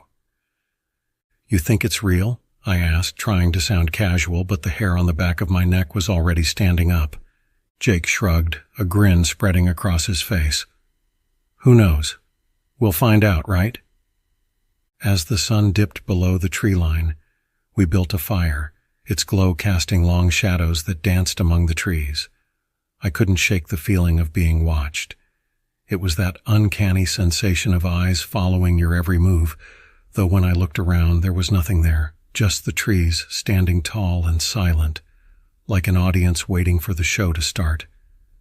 We talked and laughed, but my mind kept drifting back to the legend, After a while, Jake decided to hit the tent, leaving me alone by the fire. I wasn't ready to sleep, so I stayed up, staring into the flames. The night around me felt thick, the silence broken only by the occasional crackle of the fire. Then I heard it. "Adam," a voice, soft and distant, just beyond the firelight. I froze, my heart thudding in my chest. It sounded like Jake, but he was in the tent, asleep. I called out, "Jake, you okay?" Silence. I stood up, grabbing my flashlight, and scanned the trees. "Jake," I called again, louder this time. That's when I heard it again, clearer now, like it was right next to me. "Adam, over here." It was Jake's voice, unmistakable, but it was wrong somehow. Too smooth, too perfect, like someone imitating him. A chill ran down my spine, and I shone the flashlight around, desperate to see what was out there, but there was nothing, only trees and shadows that seemed to stretch and twist in the light. Then from behind me, I heard the zipper of the tent. I spun around, shining my flashlight on Jake as he crawled out, rubbing his eyes. "What's going on?" he asked, looking as confused as I felt. "I heard you calling me," I stammered, "but it wasn't you." He frowned, glancing into the woods.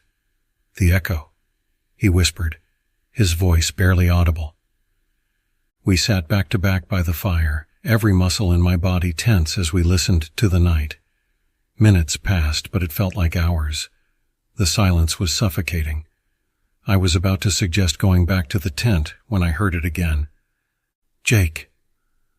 The voice floated out from the darkness, soft and sweet, like a lullaby.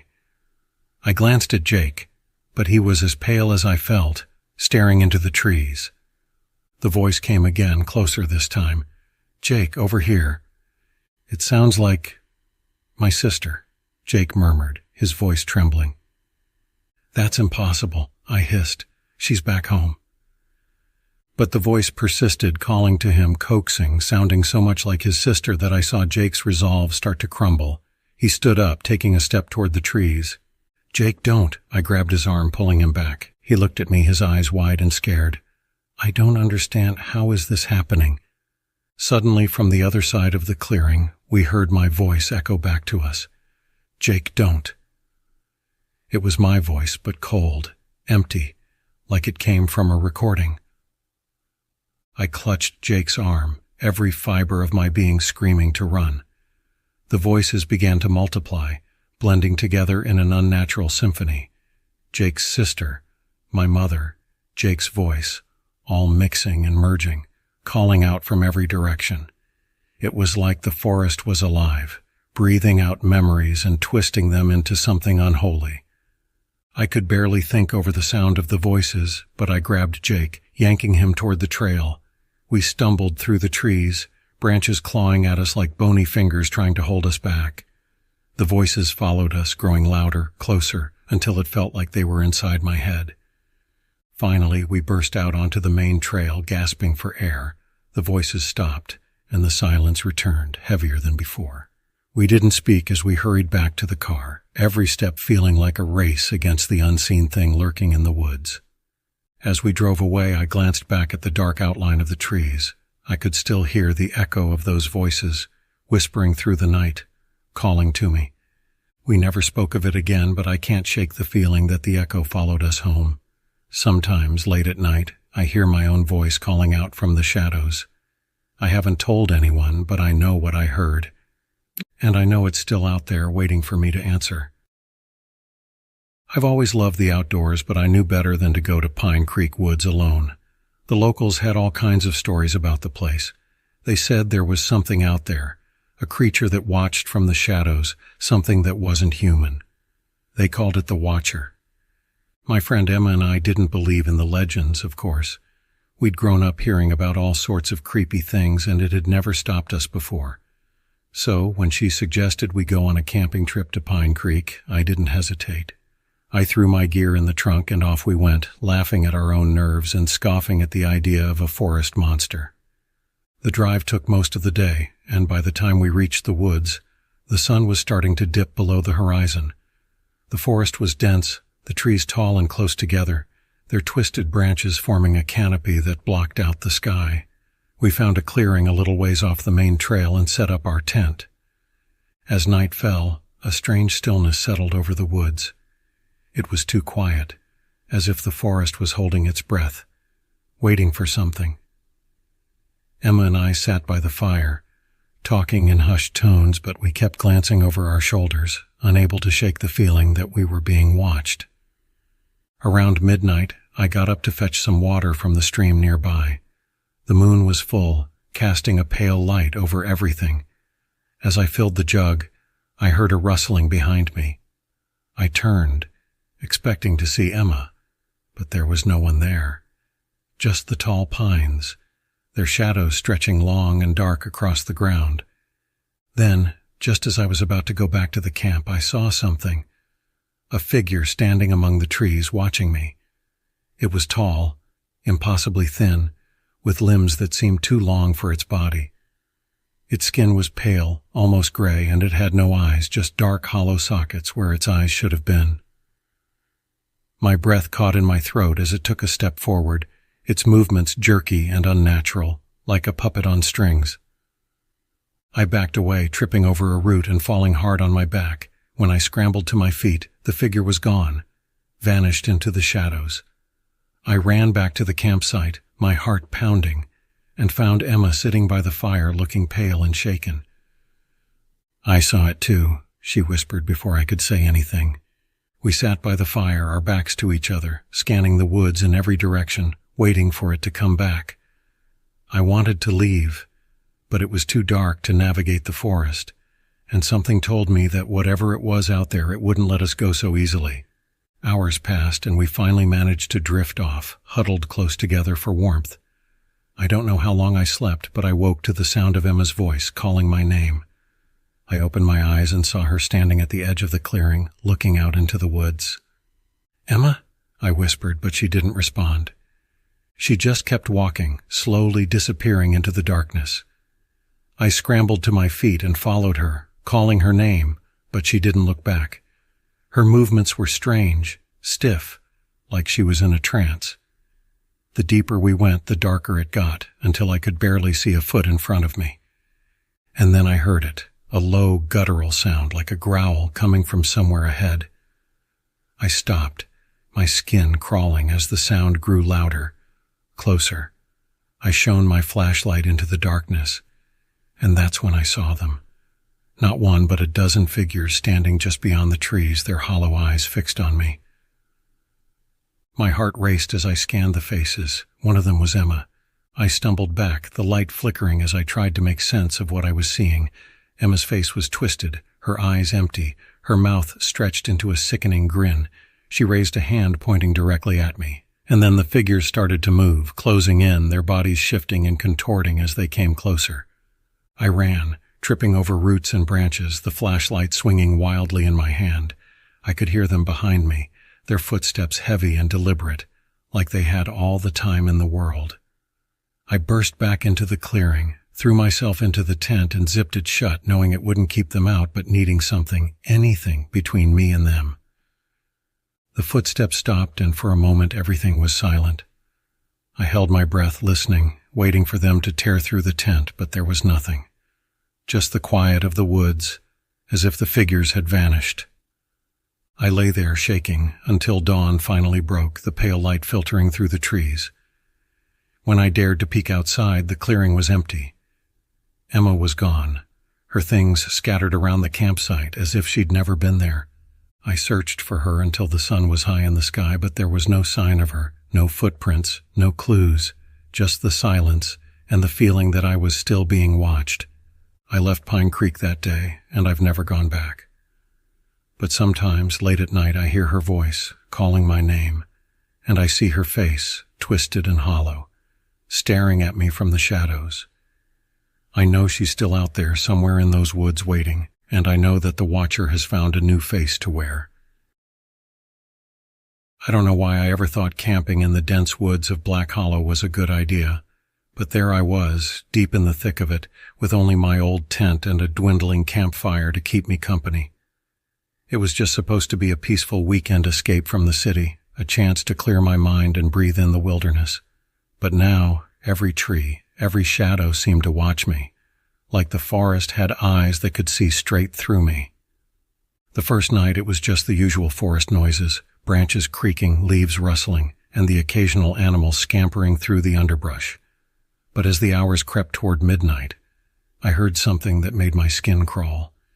It was a low guttural sound, somewhere between a growl and a moan. It seemed to come from everywhere and nowhere, like the forest itself was alive, whispering secrets I wasn't meant to hear. I didn't sleep that night. Every time I closed my eyes, I could feel something watching me. I thought I was just paranoid until, around dawn, I spotted a figure standing at the edge of my camp. I blinked, hoping it was just a trick of the light, but when I opened my eyes again, he was still there. A park ranger, or at least he looked like one, in a tattered uniform and hat pulled low over his face. "You shouldn't be here," he said, his voice thick and gravelly. "This isn't a place for people like you." I swallowed hard, trying to keep my voice steady. "I'm just camping. I'll be gone by tomorrow." The ranger just stared at me, his face hidden in the shadows of his hat. He didn't say another word. After what felt like an eternity, he turned and disappeared into the woods. I should have packed up right then and there. But I didn't. I convinced myself he was just a local weirdo trying to scare me off.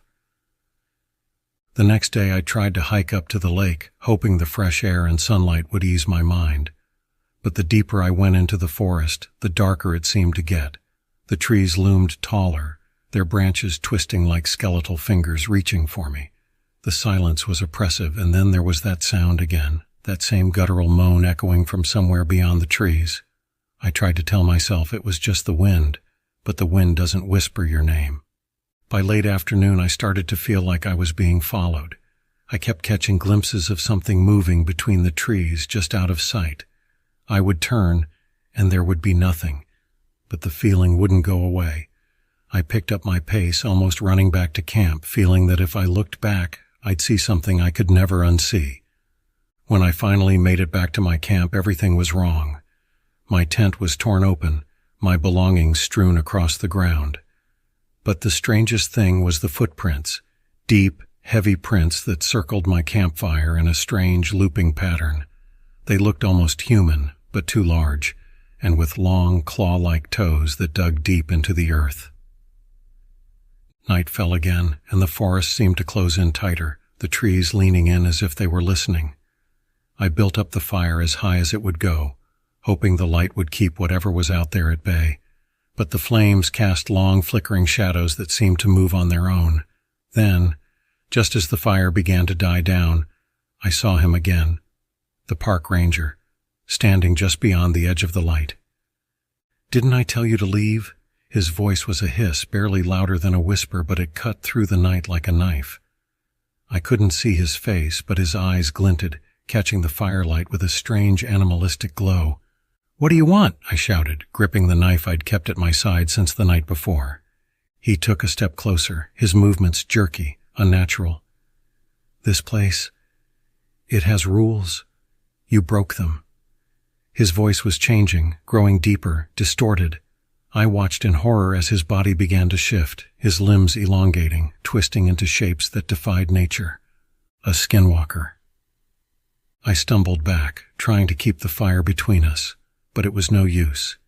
He, or it, was faster, circling me, its form shifting, warping in the shadows. One moment it looked human, the next it was a grotesque mix of man and beast, with long, sinewy arms and a face that seemed to stretch and melt like wax. I turned and ran, my only thought to get away, but the forest seemed to conspire against me. Branches snagged at my clothes, roots rose up to trip me, and all the while I could hear it behind me, its heavy, uneven footsteps gaining ground. I don't know how long I ran, but eventually I found myself back at my campfire, the flames now nothing more than dying embers. I looked around, breathing hard, and there he was again, standing on the opposite side of the fire pit, watching me with those inhuman eyes. "You'll never leave," he whispered, his voice echoing in my head, more than just sound. It was like the forest itself was speaking to me. "You're one of us now." I didn't understand, but I could feel it. The change, creeping into my bones, crawling under my skin. My limbs felt heavy, like they weren't mine anymore. I looked down at my hands, and they seemed to ripple, shifting, the skin twisting into shapes that weren't human. And then I knew I wasn't alone in my body anymore. Something else was there, something ancient, something that belonged to the forest. I looked up, and the skinwalker was gone, but I could feel him, inside me, a part of me now. The last thing I remember is the sound of my own voice, but it wasn't me anymore. It was deeper, harsher, echoing through the trees like a warning. I stumbled back into the forest, my mind slipping away, merging with something else, something that would never let me leave. And now, if you ever find yourself in Black Hollow, you might hear a voice in the dark calling your name, a warning or perhaps an invitation, because I'm still here wandering the woods waiting. I may look like a park ranger or maybe someone you know, but it's not me anymore. It's the forest calling you home. I've always loved camping, the serenity of the woods, the quiet of the night, and the warm glow of a campfire. They've always felt like a refuge from the chaos of the city. Last October, I decided to spend a weekend alone in the deep woods of Black River National Park. I'd heard the place was remote and rugged, but I was prepared, or so I thought.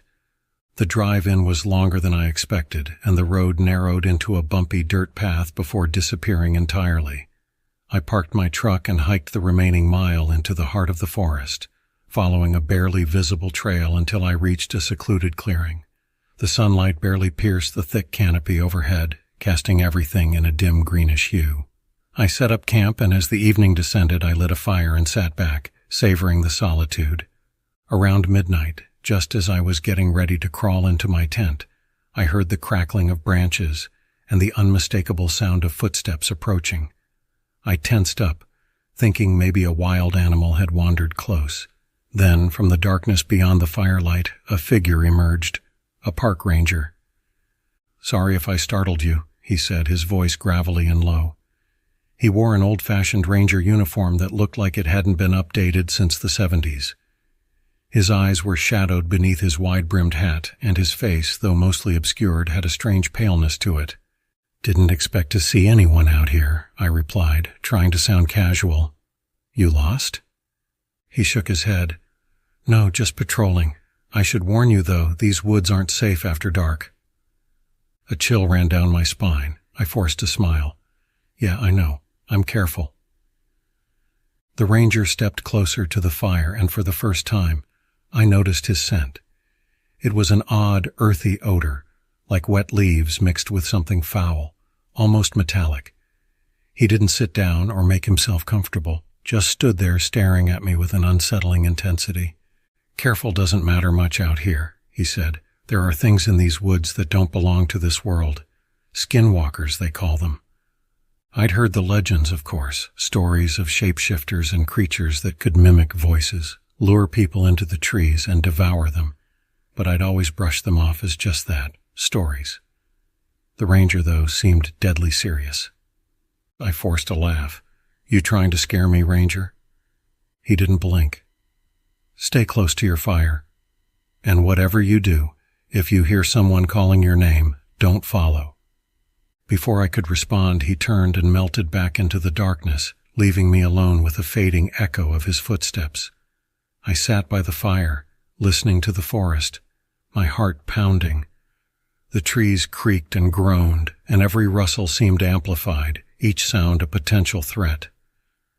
I didn't sleep that night. I stayed by the fire, clutching my flashlight and staring into the shadows. A couple of times I thought I heard whispers, but I convinced myself it was just the wind. The ranger was just messing with me, I told myself. But as the hours dragged on, I couldn't shake the feeling that I was being watched. The next day, I hiked deeper into the woods, trying to shake off the unease. I stumbled upon an old cabin, its wood rotting and roof sagging. Curiosity got the better of me, and I pushed open the door, coughing as dust and mold filled the air. Inside I found scattered belongings, an old stove, a rusted-out bed frame, and something that made my blood run cold, a park ranger's uniform, laid out on a chair as if waiting for someone to put it on. The uniform looked exactly like the one I'd seen the night before, right down to the wide-brimmed hat. I took a step back, my mind racing. Had the ranger I met been real, or had he been something else entirely? That night, as darkness fell, I built another fire, larger this time.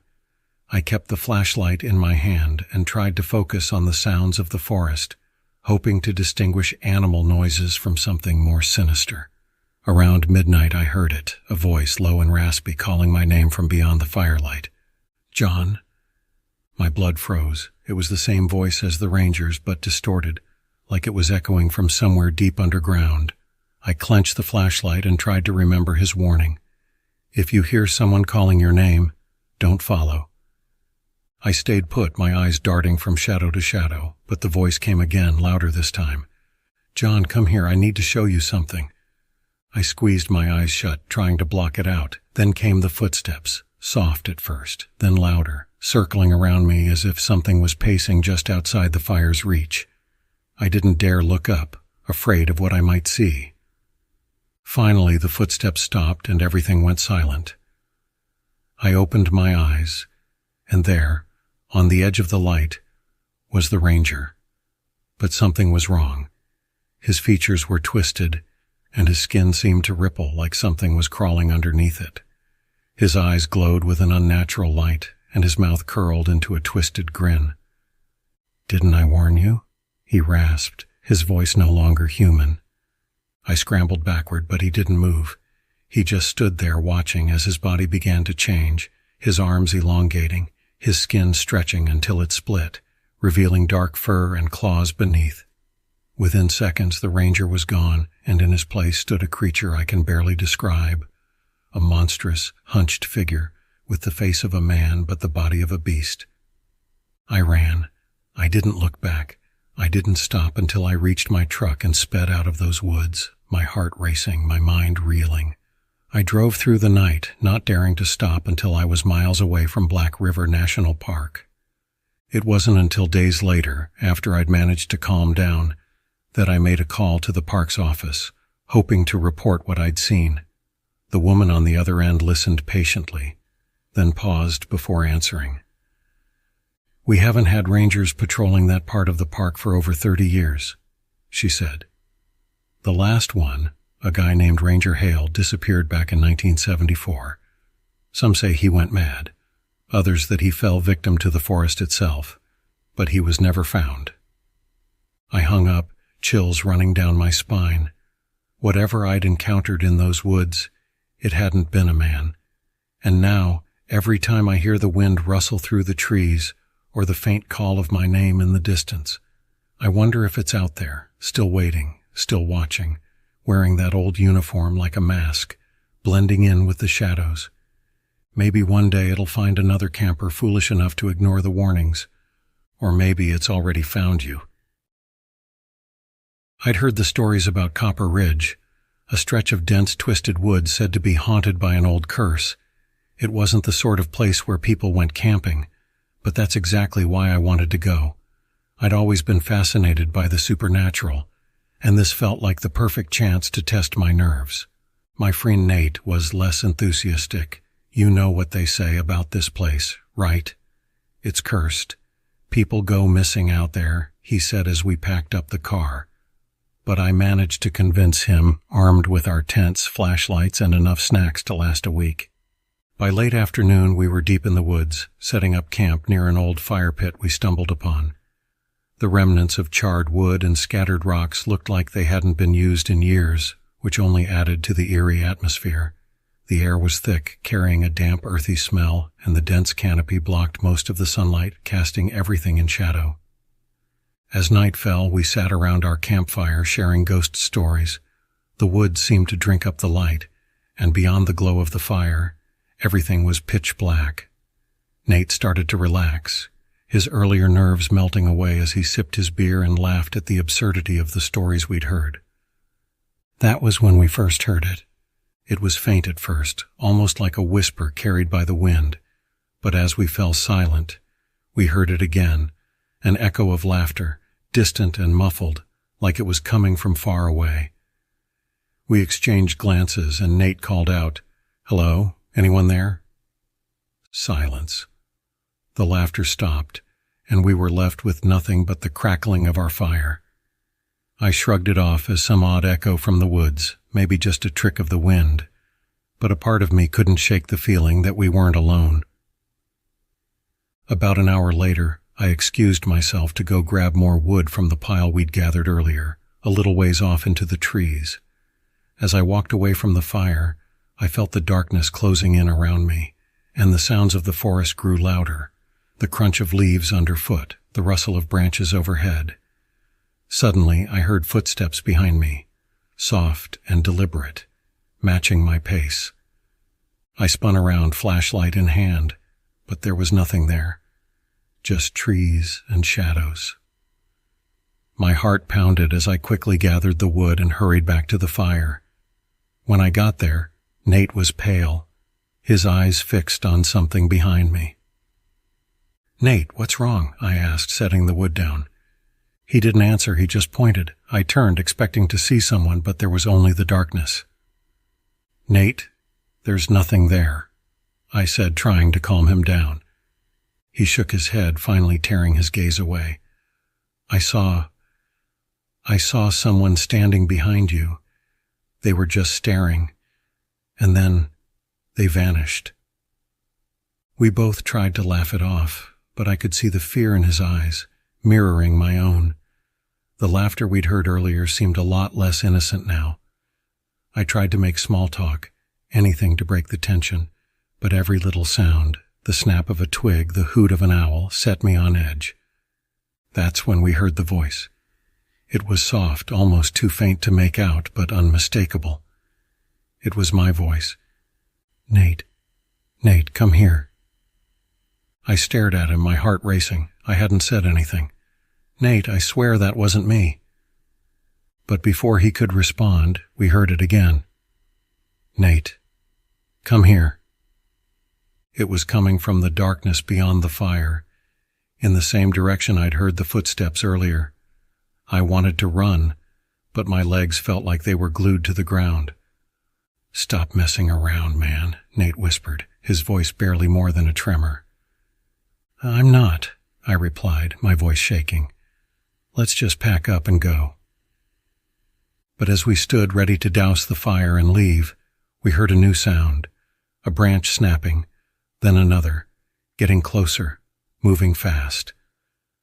I shone my flashlight into the trees, and that's when I saw it. A figure, tall and shadowy, stood just beyond the tree line, its face obscured.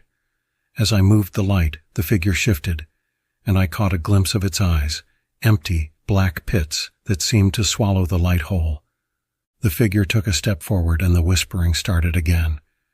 This time, it was Nate's voice calling my name, repeating over and over, "Come here, come here."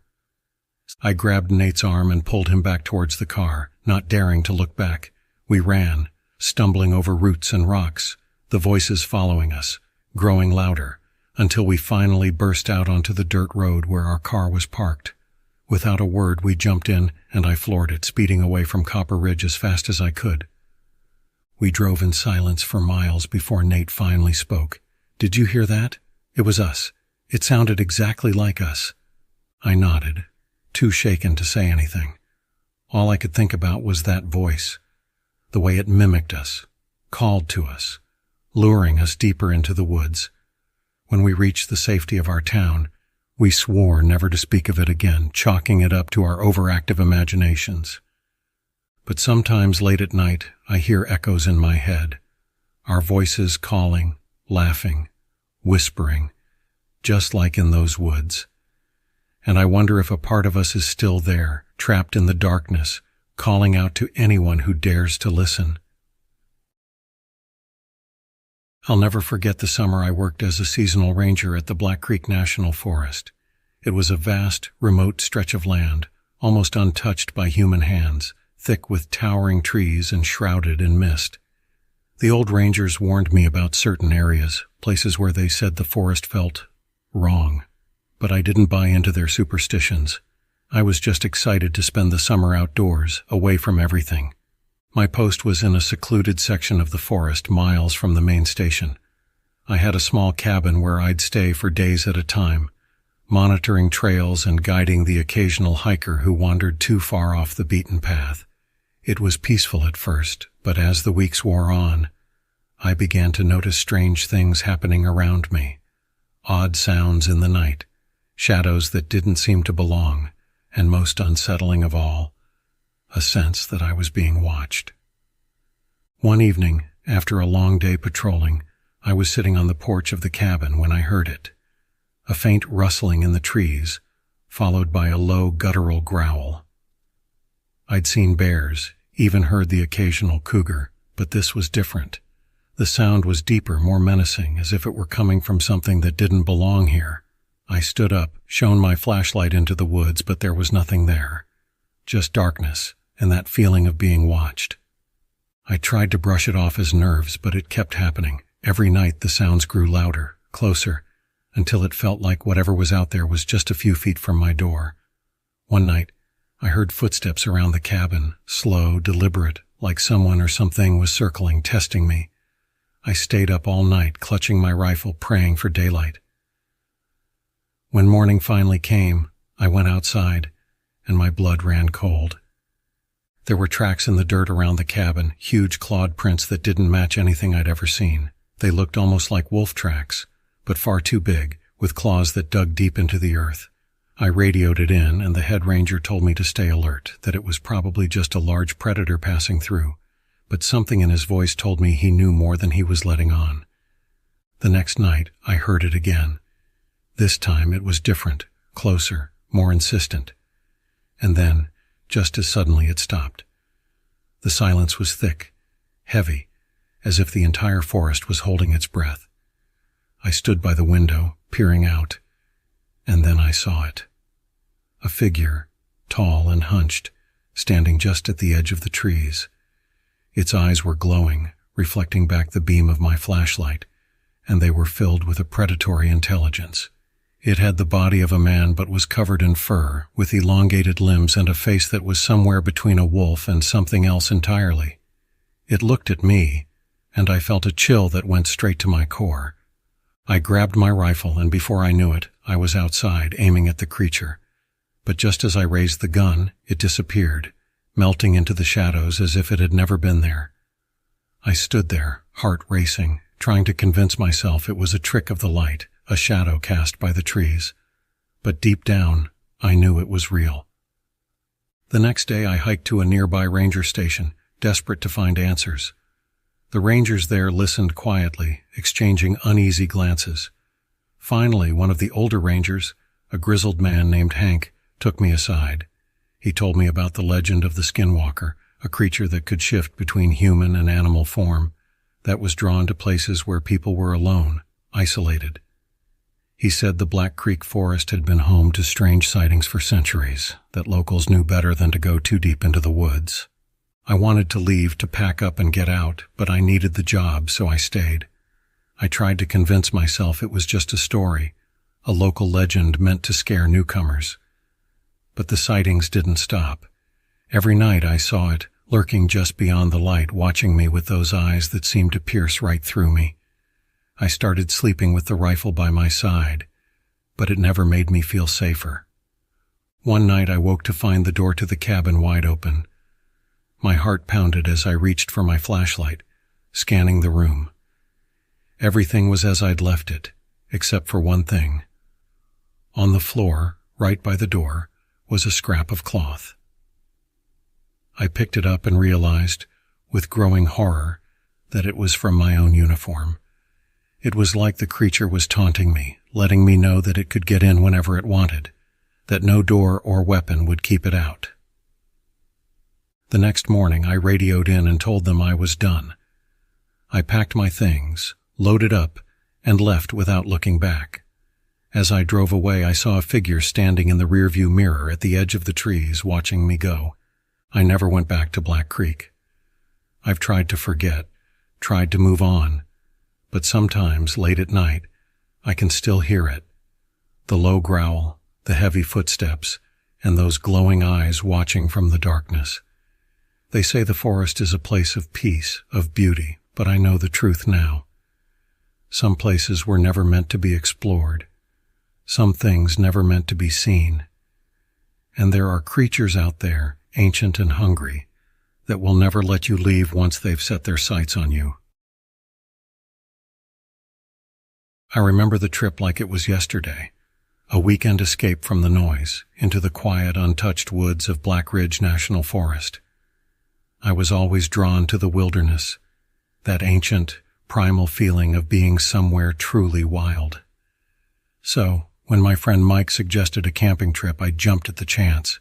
Just him and me, under the stars, miles from civilization. We arrived late in the afternoon. The sun was beginning its descent, casting long shadows across the dense, towering pines.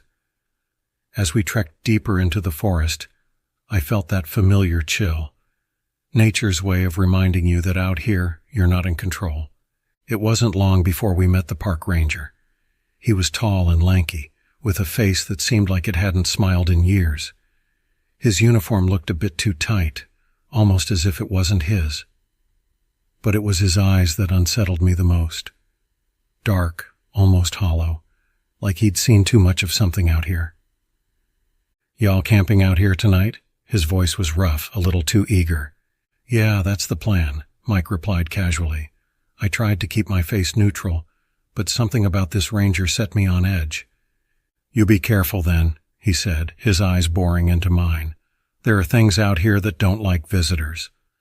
He gave a nod and continued down the trail, his steps soundless despite the fallen leaves.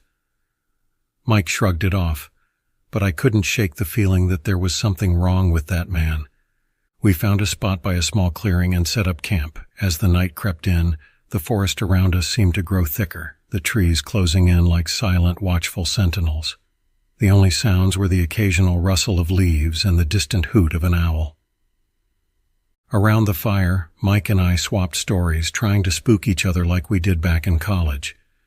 But every now and then, I'd catch myself glancing over my shoulder, half expecting to see that ranger standing there, staring. I didn't tell Mike, but I could feel it. A presence, something just beyond the reach of the firelight watching us. As the night deepened, Mike decided to take a walk. He claimed he wanted to find a good spot to hang our food, but I think he just wanted a moment alone. I stayed by the fire, the shadows stretching around me, swallowing everything that lay beyond its glow. It was strange the way the forest seemed to eat up the light, as if the darkness here was thicker, almost alive. I must have dozed off because the next thing I knew I heard something moving in the trees. Soft footsteps, barely more than a whisper. I looked around, but Mike wasn't back yet. "Mike?" I called out, trying to keep my voice steady. Silence. The fire had burned down to embers, casting a weak, flickering glow.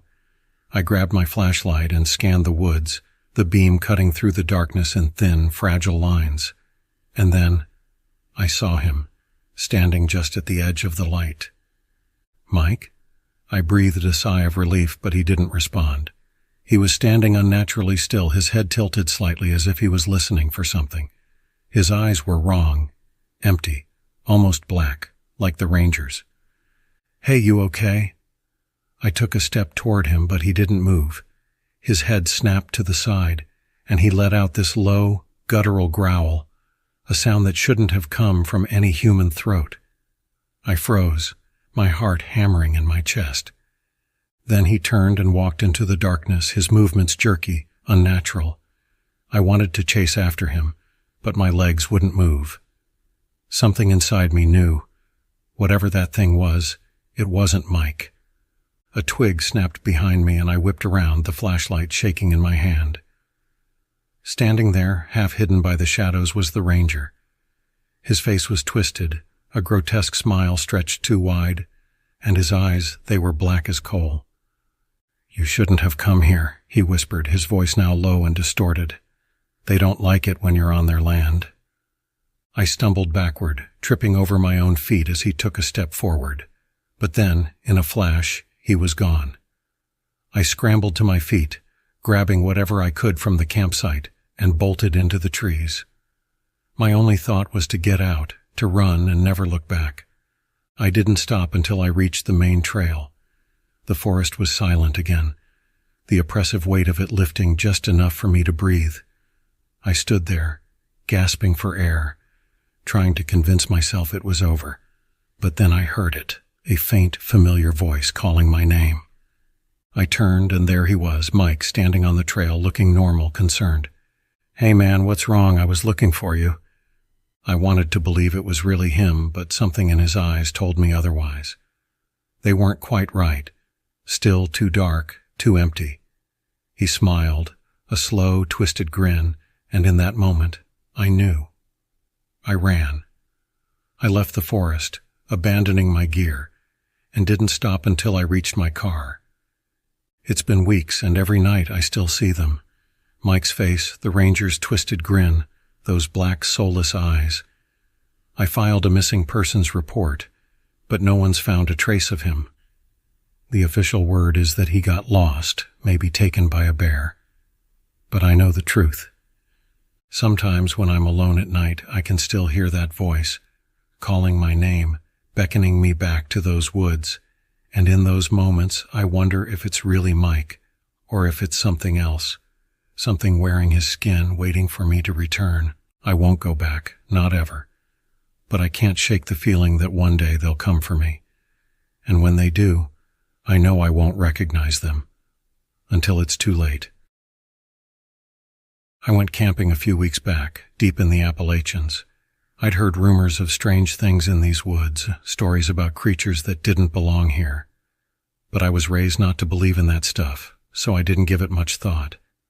My girlfriend Claire and I were just looking to disconnect from the world, to escape into nature for a few nights and enjoy the peace and quiet.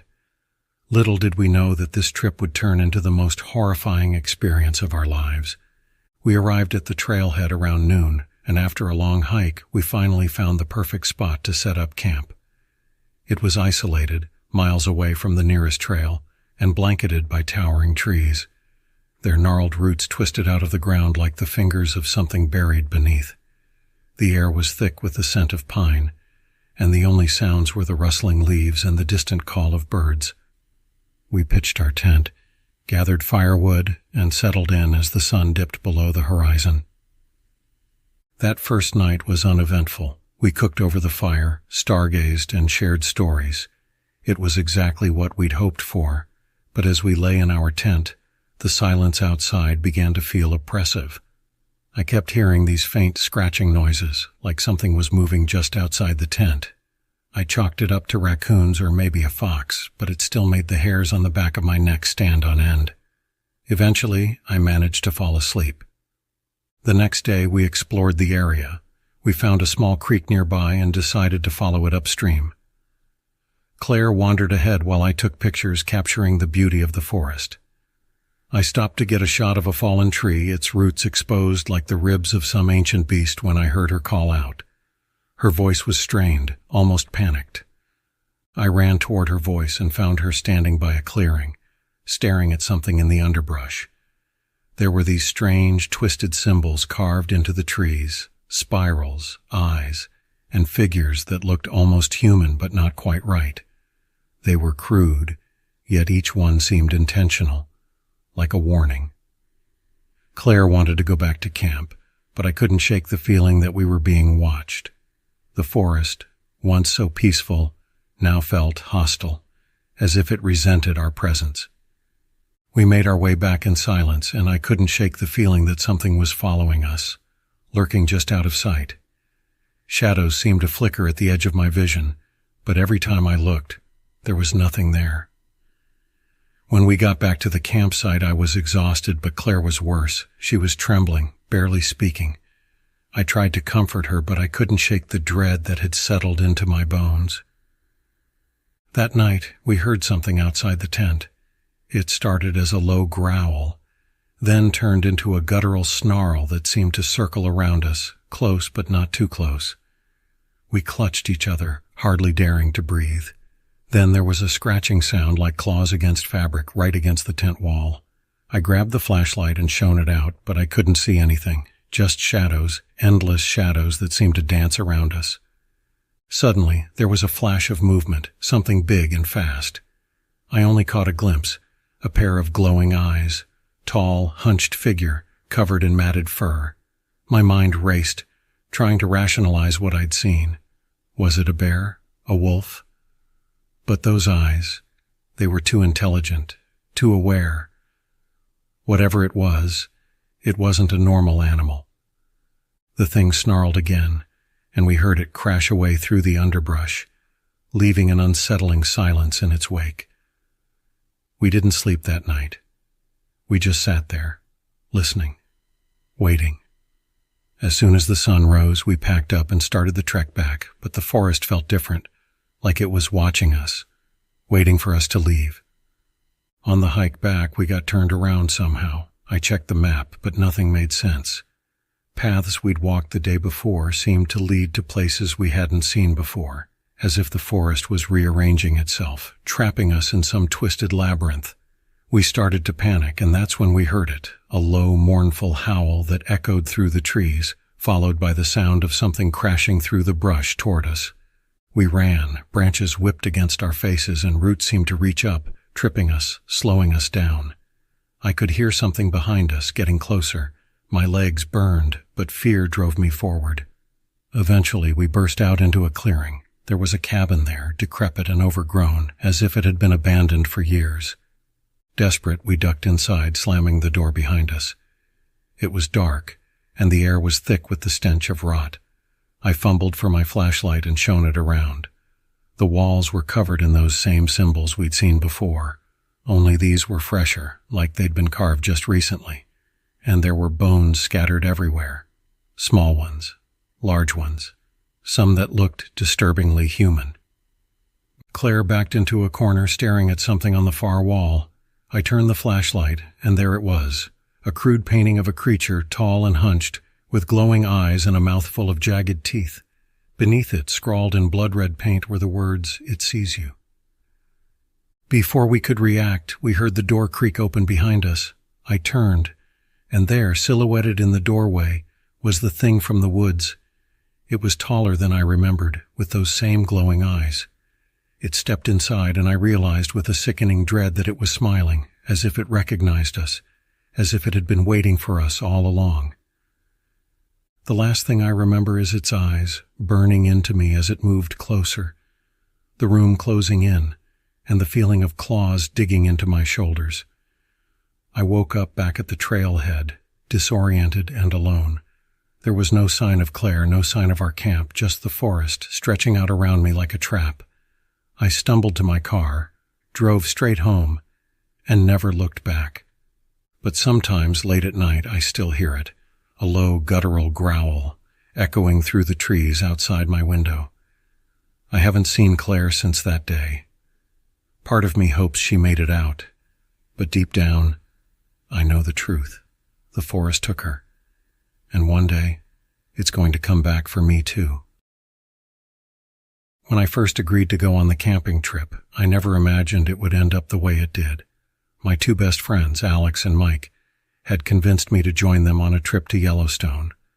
We'd camped before, but never this deep into the park, far from any designated campsite. The idea was to get away from everything and enjoy the untouched wilderness, miles from anyone else. But I'll never forget what happened on that third night, what we encountered, what we barely survived. We'd hikied almost 10 miles into the backcountry, carrying everything we needed on our backs. The first 2 days were perfect. The scenery was incredible, with towering pines, glistening rivers, and open meadows. By the time we set up camp that second night, we were exhausted but content. We built a fire, cooked dinner, and watched the stars. Everything felt peaceful, isolated, like we were the only people on Earth. The trouble started the next morning. I woke up early and decided to go for a short walk to find some water. But when I got back to the campsite, Alex and Mike looked disturbed. Mike had this hollow look in his eyes, and Alex was clutching his arm. When I asked what happened, they told me they'd woken up to the sound of footsteps around the campsite. It was barely dawn, and when they looked out of their tents, they saw something walking through the trees, something big, much bigger than any animal we expected to find out there. At first I thought they were just messing with me, but Mike pulled up his sleeve, and there were deep scratches on his arm. He said he'd gone out to see what was there, and as soon as he stepped out of his tent, something brushed past him in the dark, leaving those marks. I felt a chill run through me. We were miles from the nearest trail, and I hadn't seen a single person since we'd started our hike. Trying to shake off the unease, we packed up and continued on. The trail got steeper, and the forest grew thicker, blocking out the sunlight. We trudged on in silence, each of us glancing over our shoulders every so often. The woods felt too quiet, like even the birds were afraid to make a sound. Around noon, we found a strange clearing with rocks arranged in a perfect circle in the center. They were covered in a strange black moss, and each stone had a crude symbol carved into it. Some were twisted spirals, others looked like eyes or claw marks. The air was different here, thick, almost suffocating, like we were being watched. Alex wanted to check it out, but Mike and I felt uneasy. We convinced him to keep moving, and as we left, I thought I saw something shift in the shadows, but when I looked again, there was nothing. We set up camp earlier than usual that evening, too exhausted to go any further. The forest was silent as we sat around the fire, and we didn't talk much. After a while, we started hearing strange sounds, soft whispers that seemed to come from all around us, blending with the crackle of the fire. I asked if they heard it too, and they nodded, faces pale. We tried to convince ourselves it was just the wind, but deep down, we knew better. Around midnight, I was jolted awake by the sound of something heavy moving outside my tent. It was loud, almost like a bear, but there was something off about it. It moved in a way that was too deliberate, too calculated. I lay still, holding my breath, listening as it circled our campsite. After what felt like an eternity, I heard it stop right outside Mike's tent. Then I heard a wet, tearing sound followed by Mike's scream. I froze, my mind racing, and in that moment, I knew we were in real danger. Alex tore out of his tent, flashlight in hand, and I followed, clutching the only weapon I had, a small camping knife.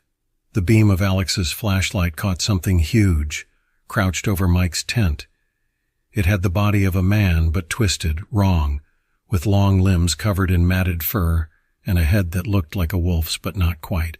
Its eyes glowed in the light, reflecting back a sickening, unnatural yellow. When it saw us, it let out a guttural growl that seemed to shake the ground.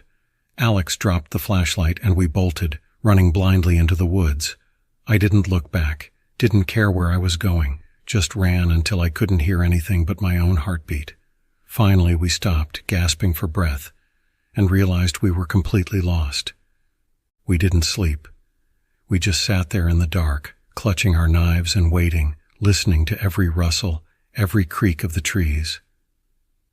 As the first light crept over the horizon, we made our way back to the campsite. I was dreading what we'd find, but I had to know. When we got there, the campsite was a wreck. Mike's tent was slashed open, but there was no sign of him.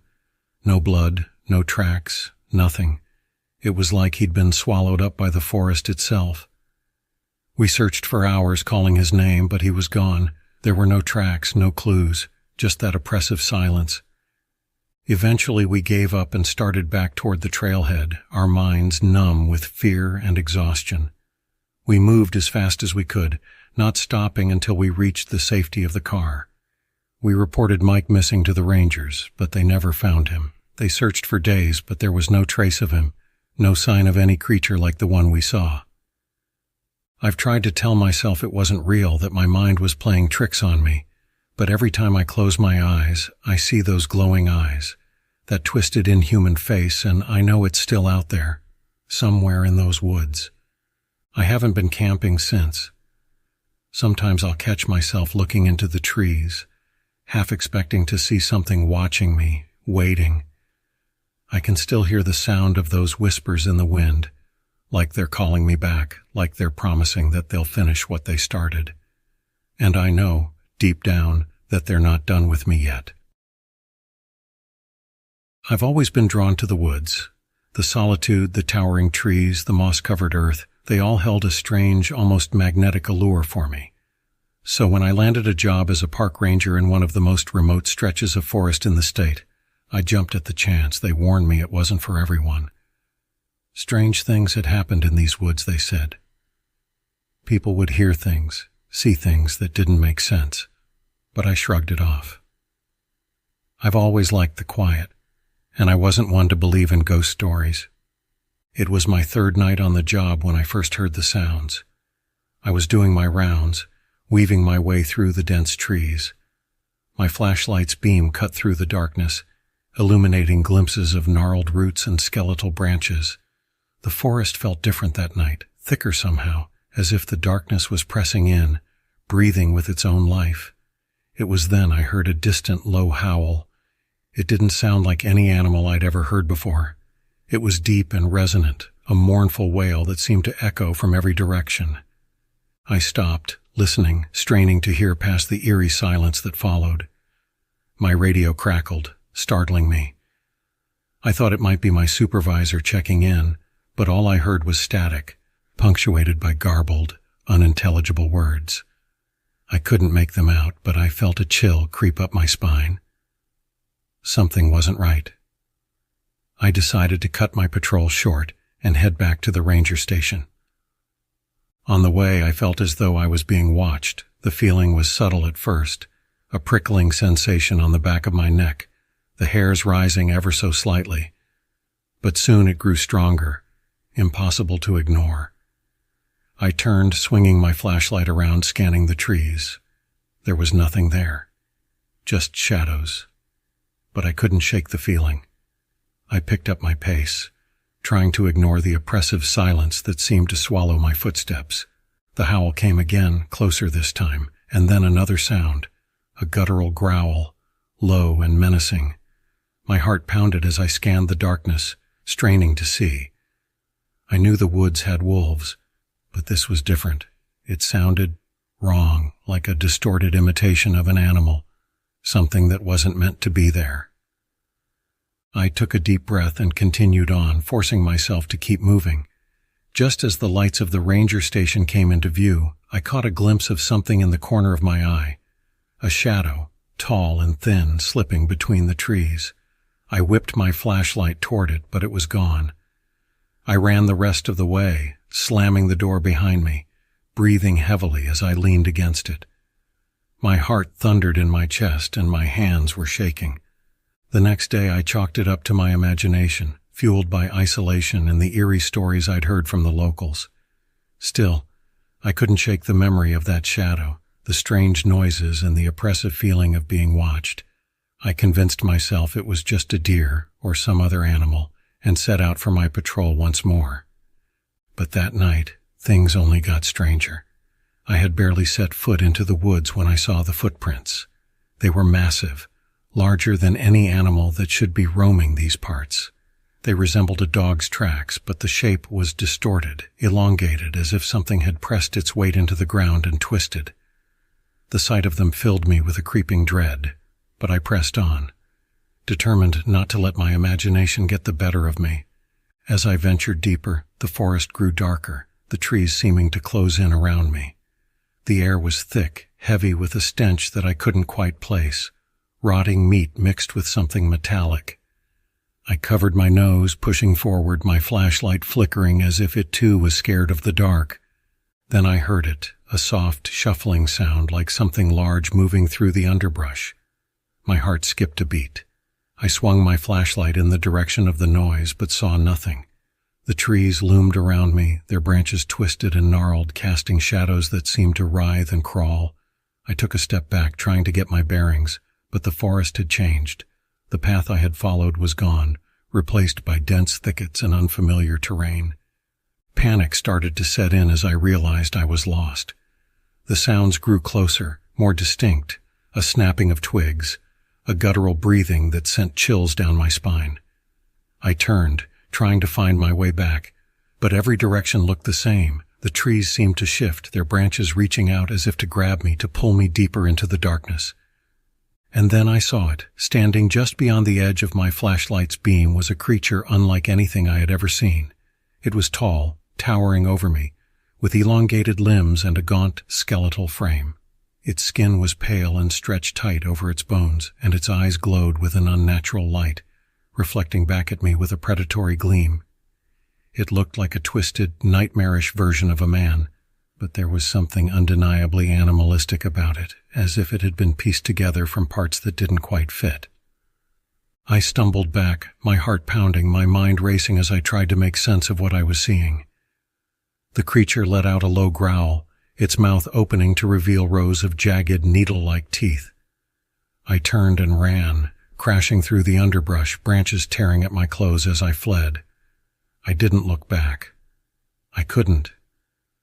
The sound of its footsteps followed me, heavy and relentless, as if it was toying with me, letting me think I had a chance before it closed in. Just as I thought I couldn't run any further, I burst into a clearing. The moon hung overhead, casting an eerie light on the scene before me. There, in the center of the clearing, was a circle of stones, each one covered in strange, indecipherable markings. The air was thick with the scent of decay, and in the center of the circle lay a pile of bones, arranged in some twisted ritual. I didn't have time to process what I was seeing. The creature was close now, its breath hot on the back of my neck. I spun around, bracing myself for the inevitable, but as I turned, I found myself staring at nothing. The creature was gone. The forest was silent once more, the only sound my ragged breathing. I stumbled back to the ranger station, shaken and disoriented. I tried to explain what had happened, but the words wouldn't come. They found me the next morning, huddled in the corner of the station, clutching my flashlight like a lifeline. I don't work there anymore. I don't go near the woods. I can't. I know what I saw, even if no one else believes me. But sometimes, late at night, I still hear that howl, and I wonder if it's out there, waiting, watching, lurking just beyond the edge of the trees. When I was a kid, I used to spend summers at my uncle's cabin deep in the Appalachian woods. It was miles from the nearest town, surrounded by thick trees and endless trails. The locals called it Devil's Hollow, a name I laughed off back then. I figured it was just one of those names like Skull Rock or Dead Man's Creek meant to scare off city folk. But that summer, I learned just how real Devil's Hollow could be. It was my last night before heading back to civilization. I decided to go for a hike to my favorite spot, a small, rocky overlook where you could see the stars stretching out over the mountains. The air was thick and humid, buzzing with the sounds of crickets and the distant hoot of an owl. I set off just as the sun was dipping below the horizon, casting the forest in a dim, amber glow.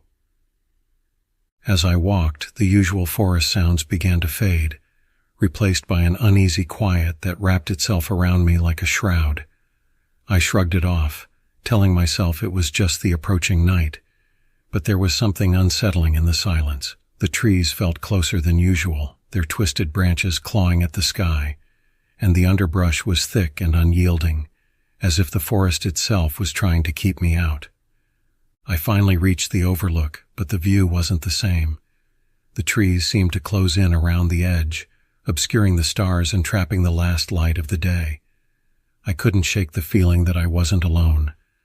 I turned, scanning the woods, but there was nothing, just shadows dancing at the edge of my vision. And then I heard it. A rustling sound, low and rhythmic, like something big moving through the trees. My heart started to race. The first thought that crossed my mind was a bear, but this was different. Bears didn't sound like that. This was slow, deliberate, each step heavy and calculated. I held my breath, listening, straining to hear past the pounding of my own heartbeat. A shape moved in the darkness. It was too far to make out clearly, but it was tall, with long, spindly limbs that seemed to stretch impossibly high. I blinked, and it was gone, melting back into the shadows as if it had never been there at all. I laughed nervously, telling myself it was just a trick of the light, but deep down, I knew better. I started back down the trail, walking faster than I'd like to admit.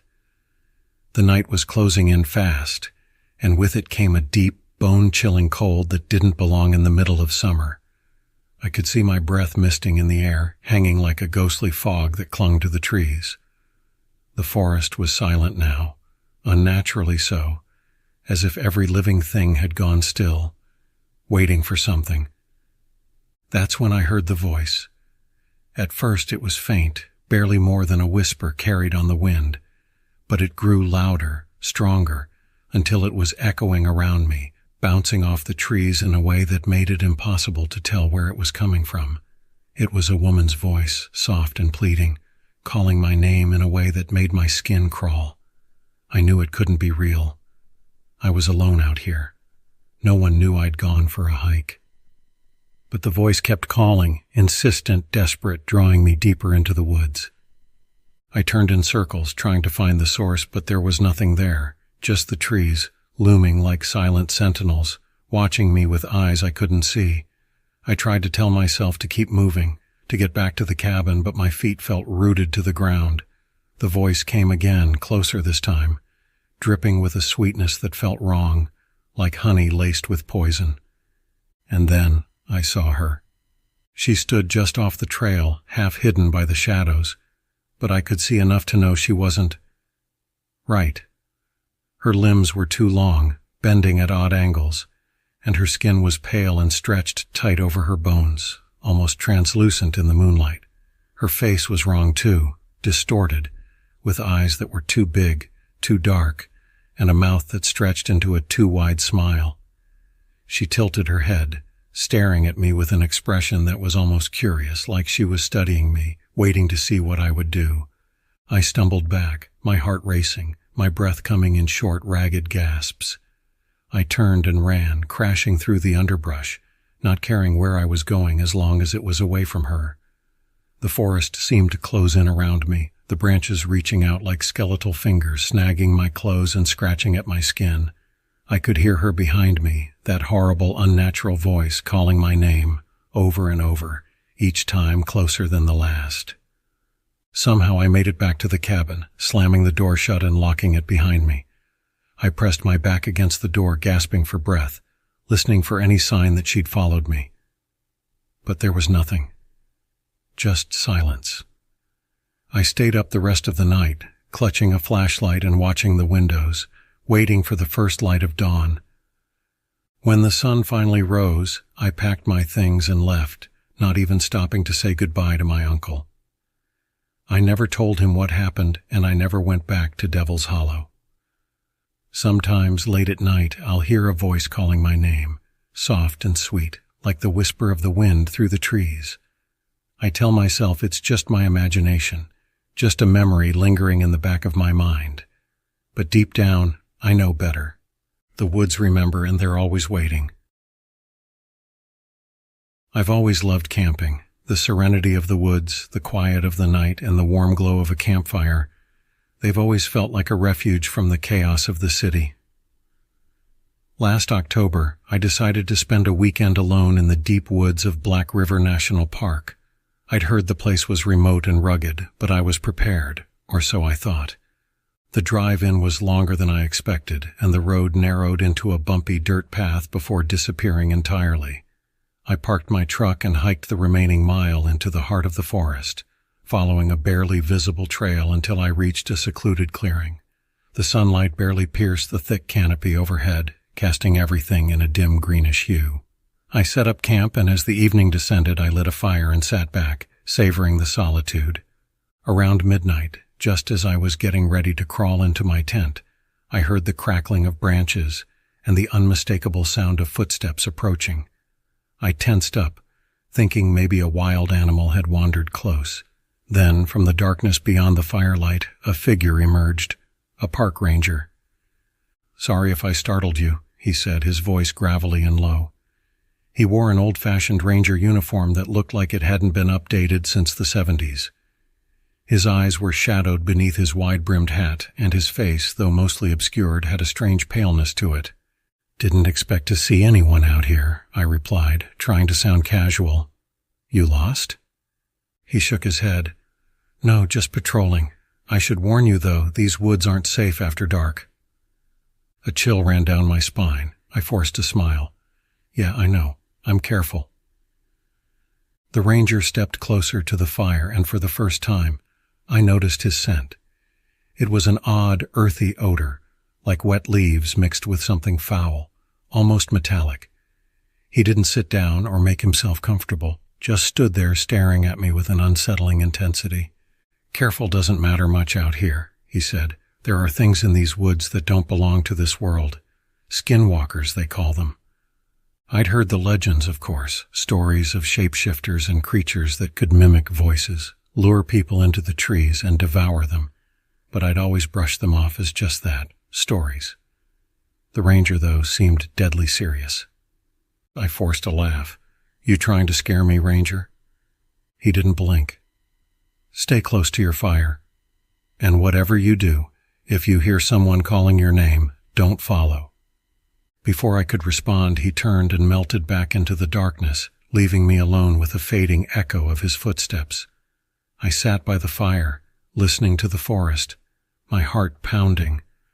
The trees creaked and groaned, and every rustle seemed amplified, each sound a potential threat. I didn't sleep that night. I stayed by the fire, clutching my flashlight and staring into the shadows. A couple of times I thought I heard whispers, but I convinced myself it was just the wind. The ranger was just messing with me, I told myself. But as the hours dragged on, I couldn't shake the feeling that I was being watched. The next day, I hiked deeper into the woods, trying to shake off the unease. I stumbled upon an old cabin, its wood rotting and roof sagging. Curiosity got the better of me, and I pushed open the door, coughing as dust and mold filled the air. Inside I found scattered belongings, an old stove, a rusted-out bed frame, and something that made my blood run cold, a park ranger's uniform, laid out on a chair as if waiting for someone to put it on. The uniform looked exactly like the one I'd seen the night before, right down to the wide-brimmed hat. I took a step back, my mind racing. Had the ranger I met been real, or had he been something else entirely? That night, as darkness fell, I built another fire, larger this time. I kept the flashlight in my hand and tried to focus on the sounds of the forest, hoping to distinguish animal noises from something more sinister. Around midnight I heard it, a voice low and raspy calling my name from beyond the firelight. "John?" My blood froze. It was the same voice as the ranger's, but distorted, like it was echoing from somewhere deep underground. I clenched the flashlight and tried to remember his warning. "If you hear someone calling your name, don't follow." I stayed put, my eyes darting from shadow to shadow, but the voice came again, louder this time. "John, come here, I need to show you something." I squeezed my eyes shut, trying to block it out. Then came the footsteps, soft at first, then louder, circling around me as if something was pacing just outside the fire's reach. I didn't dare look up, afraid of what I might see. Finally, the footsteps stopped and everything went silent. I opened my eyes, and there, on the edge of the light, was the ranger. But something was wrong. His features were twisted, and his skin seemed to ripple like something was crawling underneath it. His eyes glowed with an unnatural light, and his mouth curled into a twisted grin. "Didn't I warn you?" he rasped, his voice no longer human. I scrambled backward, but he didn't move. He just stood there watching as his body began to change, his arms elongating, his skin stretching until it split, revealing dark fur and claws beneath. Within seconds, the ranger was gone, and in his place stood a creature I can barely describe. A monstrous, hunched figure, with the face of a man but the body of a beast. I ran. I didn't look back. I didn't stop until I reached my truck and sped out of those woods, my heart racing, my mind reeling. I drove through the night, not daring to stop until I was miles away from Black River National Park. It wasn't until days later, after I'd managed to calm down, that I made a call to the park's office, hoping to report what I'd seen. The woman on the other end listened patiently, then paused before answering. "We haven't had rangers patrolling that part of the park for over 30 years, she said. "The last one, a guy named Ranger Hale, disappeared back in 1974. Some say he went mad, others that he fell victim to the forest itself, but he was never found." I hung up, chills running down my spine. Whatever I'd encountered in those woods, it hadn't been a man. And now, every time I hear the wind rustle through the trees or the faint call of my name in the distance, I wonder if it's out there, still waiting, still watching, wearing that old uniform like a mask, blending in with the shadows. Maybe one day it'll find another camper foolish enough to ignore the warnings, or maybe it's already found you. I've always loved camping. There's something about leaving the noise and chaos of the city behind and stepping into the calm embrace of nature that feels like therapy. So when I heard about the vast, untouched woods of Black Hollow, I knew I had to go. It was supposed to be a weekend getaway, a solo trip, just me, my tent, and the endless sky. But now, as I sit here in the dark, listening to the silence that presses against my skin, I realize just how wrong I was. This place isn't calm. It's something else entirely. The kind of stillness that feels watched. I first noticed the silence when I arrived. Normally, there's a chorus of birds or the rustling of small animals in the brush, but Black Hollow was different. It was as if the forest held its breath, waiting for something. My footsteps seemed to echo louder than they should, even on the soft moss and damp leaves. I tried to shake off the feeling, chalking it up to my city-dulled senses being overly sensitive. I found a decent spot by the river, where the water was clear and cold, its trickle the only sound that broke the silence. I set up my tent, built a small fire, and tried to settle in. As the sun dipped below the horizon, the trees cast long, skeletal shadows that stretched and twisted like fingers reaching for me. I laughed at myself, brushed off the strange thoughts, and forced myself to relax. But then I saw him. It was just a flicker at first, out of the corner of my eye. A tall figure, standing at the edge of the trees. He wore a park ranger's uniform, though it looked old, as if it had been forgotten in the forest for decades. His face was shadowed, the brim of his hat hiding his eyes. He didn't move, didn't make a sound. He just watched. I called out to him, waving, hoping he'd reassure me with some friendly banter, but he didn't respond. He just stood there, his body rigid, a statue in the twilight. I blinked, and in that split second, he was gone. I couldn't help but shiver. I told myself it was a trick of the light, a figment of my imagination, and I settled back down by the fire, trying to shake the unease. But the forest felt different now. The silence was no longer calming. It was suffocating. Night settled in, heavy and oppressive, wrapping around me like a dark shroud. I lay in my tent, staring up at the thin fabric, trying to drown out the nagging fear gnawing at my stomach. I could swear I heard faint footsteps circling my camp, but when I unzipped the tent and peered out, there was nothing. Just the stillness, the oppressive quiet that had become my unwelcome companion. I barely slept. When dawn finally broke, I felt an inexplicable urgency to pack up and leave. I'd had enough of this place. As I loaded up my backpack, I caught sight of something on the ground near my fire pit, a single enormous paw print as big as my hand. I squatted down examining it, my heart pounding. It wasn't any animal I recognized. Not a bear, not a wolf. The shape was all wrong, with toes elongated like a human hand. I decided to hike out of the forest, but as I moved, I couldn't shake the feeling that I was being followed. Every now and then, I'd catch a glimpse of movement behind the trees, something that seemed to dart away just as I turned my head. And then, just as quickly, I'd see that same strange ranger figure standing there, always at the periphery of my vision, never moving, always watching. I quickened my pace, practically running now, branches clawing at my arms and face. My heart was racing, fear tightening in my chest. I knew I was close to the trailhead, to safety, when I stumbled across a small cabin I hadn't noticed on my way in. The windows were shattered and the door hung ajar, swinging gently in the breeze. Inside, the cabin was dark and smelled of mold, but what caught my eye was a wall covered in photographs, all taken in this very forest. Some were old and faded, showing people in outdated clothing, but others looked recent, capturing scenes from within Black Hollow, and there among them was a picture of me, setting up my tent by the river. I backed away, heart hammering, when I noticed the next picture. A close-up of me sleeping, taken just last night. I bolted out of the cabin, sprinting through the woods. I could feel something behind me, hear its footsteps pounding the earth, closing in. I didn't dare look back. I burst out of the trees, stumbling into the parking lot where my car was waiting. I threw myself inside, locked the doors, and didn't stop driving until I was miles away from that cursed place. It wasn't until later that I noticed something odd. I'd kept my phone in my pocket the entire time, but when I pulled it out, there was a new photo on it.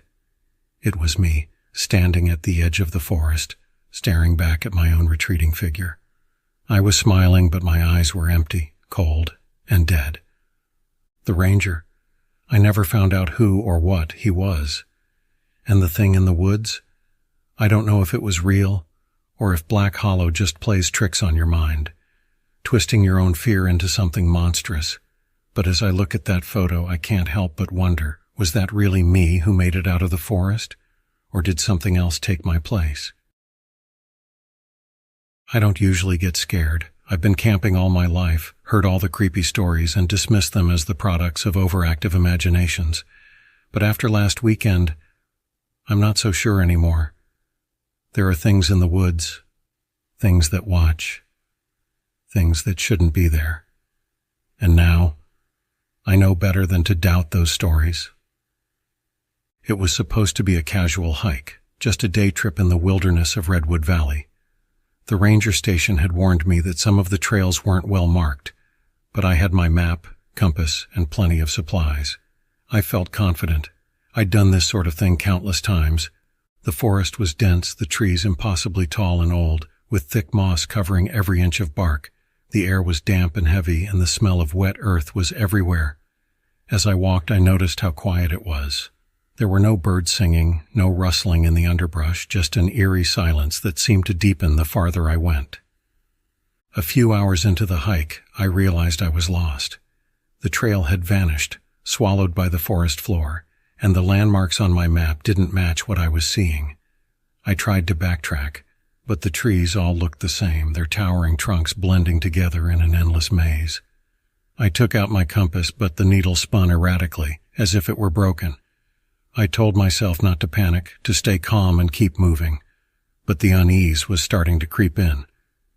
As I pushed through a particularly thick tangle of branches, I saw something odd, a pile of rocks, carefully arranged in a circle. At the center was a crude hand-carved totem, a twisted figure with empty hollow eyes. It was unlike anything I'd ever seen, and a chill ran down my spine. There were no signs of any recent human activity. No footprints, no cleared paths. And yet, the totem looked fresh, as if someone had placed it there recently. I decided to keep moving, hoping to find the main trail again, but the woods seemed to close in tighter around me, the silence pressing in on all sides. And then I started seeing them, glimpses of movement in my periphery, quick flashes of something darting between the trees. I stopped, straining to listen, but there was nothing. Just the stillness, the oppressive quiet. I tried calling out, hoping to scare off any animals that might be following me, but my voice seemed to die in the air, swallowed by the forest. That's when I heard it, a faint whispering sound like a low murmur. It seemed to come from all around me, echoing off the trees. I turned in circles, trying to find the source, but there was nothing to see. Just endless trunks and shadows. And then I saw them. eyes, dozens of them glowing faintly in the dim light. They were everywhere, hidden in the trees, watching me with an intensity that made my skin crawl. They were set too high to belong to any animal I knew, and they seemed to blink in unison, as if they were all connected somehow. I backed away, heart pounding, and stumbled over a root, nearly falling. The eyes stayed fixed on me, never blinking, never wavering. I don't know what came over me, but I turned and ran. I sprinted through the trees, branches clawing at my face and arms, the underbrush tearing at my clothes. I could hear something following me, heavy footsteps crashing through the forest. I didn't dare look back. I just kept running, my breath coming in ragged gasps, my heart hammering so hard I thought it would burst. After what felt like an eternity, I broke into a small clearing. In the center stood an old cabin, its wood gray and splintered, the windows shattered. I didn't think twice. I threw myself inside, slamming the door shut behind me. The interior was dark, musty, and filled with strange carvings on the walls, spirals and symbols that made my head spin. I tried to catch my breath, listening for any signs of movement outside. But the footsteps had stopped. Everything was quiet again, too quiet. I felt a presence in the room, a coldness that seeped into my bones. Slowly I turned, and my heart froze. There in the corner was a figure. It was tall and gaunt, its skin stretched tight over its bones, with hollow empty eyes that seemed to bore into my soul. It didn't move, didn't make a sound, just stood there watching me with an intensity that made me feel like prey. I don't remember leaving the cabin. I just remember running, stumbling through the woods, the daylight fading around me as I finally burst out onto a dirt road. I flagged down a passing car, barely coherent as I tried to explain what I'd seen. The driver gave me a skeptical look, but took me to the nearest town, where I finally felt safe. But I still see those eyes in my dreams. Every night they're there, watching me from the darkness, waiting. And sometimes when I'm alone, I can still hear that faint, whispering murmur, echoing in the back of my mind. It's as if the forest remembers me, as if those eyes are still watching, waiting for me to return. And I know deep down that if I ever go back, I won't make it out again. But I still see those eyes in my dreams. Every night they're there, watching me from the darkness, waiting. And sometimes, when I'm alone, I can still hear that faint, whispering murmur, echoing in the back of my mind. It's as if the forest remembers me, as if those eyes are still watching, waiting for me to return. And I know deep down that if I ever go back, I won't make it out again. They say the deep woods of Black Hollow have a way of swallowing things. People, animals, even whole memories vanish, leaving only ghost stories and whispers behind. I'd heard the rumors, of course. Everyone in town had. But I never put much stock in them. That is, until my friend Mark invited me on a camping trip there. He was always up for an adventure, and I never backed down from a challenge. So we packed our gear, hopped in his truck, and set out, thinking we'd be back by morning. The trail into Black Hollow was overgrown and winding, but Mark swore he knew the way. The deeper we went, the thicker the trees grew, towering above us and blocking out the sun. By the time we set up camp, the sky was a deep gray, dusk settling in fast. Mark looked around with a grin, declaring we'd found the perfect spot. But as I took in the surroundings, I felt a strange unease, as if the forest itself was watching us. We built a fire, its light flickering against the trees, casting long, twisted shadows. Mark, ever the skeptic, started mocking the stories about Black Hollow. He said they were just old wives' tales meant to keep kids from wandering too far. But as the fire crackled and darkness wrapped around us, his voice grew quieter, like he was starting to believe his own words. It was around midnight when we heard it, a faint, distant humming. It was low and constant, almost like a chant. We both stopped, straining to listen, but the sound seemed to come from all around us, as if the trees themselves were whispering. I looked at Mark, expecting him to laugh it off, but his face was pale, his eyes wide. "Do you hear that?" he whispered, barely loud enough to be heard over the humming. I nodded, my stomach churning with a growing sense of dread. The sound was getting louder, closer, until it was all I could hear, drowning out the crackling fire and the rustling leaves. And then, as suddenly as it had started, it stopped. Silence fell over the woods, heavy and suffocating, as if the world itself was holding its breath. Mark stood up, shining his flashlight into the trees, his hand shaking. "Maybe we should go back," he said, and for the first time since I'd known him, I saw fear in his eyes. We started packing up, moving as quickly as we could in the dark. But then, just as we were about to leave, we saw it, a figure, standing at the edge of the firelight. It was tall and thin, with limbs that seemed too long, its face obscured by shadows. For a moment it just stood there watching us, and then it took a step forward, its movements slow and deliberate. Mark and I froze, neither of us daring to move or speak. The figure took another step and then another, its face slowly coming into view. It looked almost human, but there was something off. Its skin was stretched tight over its bones and its eyes were empty, black pits that seemed to suck in the light.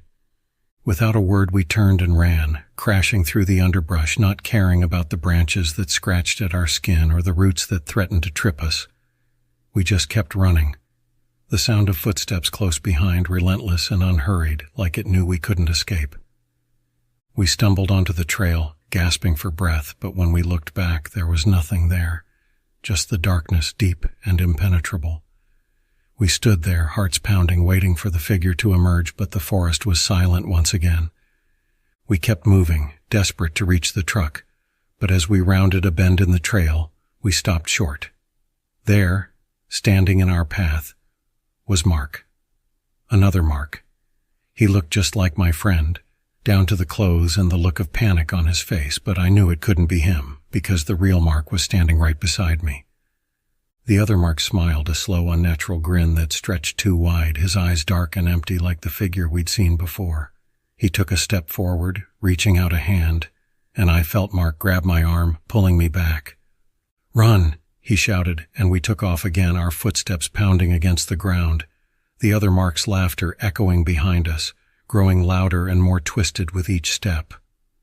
We finally reached the truck, fumbling with the keys in our haste to get inside. Mark floored the gas and we sped down the dirt road, not daring to look back. We didn't stop until we were miles away, the lights of town finally visible through the trees. We sat there in silence, catching our breath, neither of us willing to talk about what we'd seen. But as I glanced over at Mark, I noticed something that made my blood run cold. He was smiling, that same slow, unnatural grin I'd seen on the other Mark's face. I blinked, and it was gone, his expression back to normal, but I couldn't shake the feeling that something was wrong.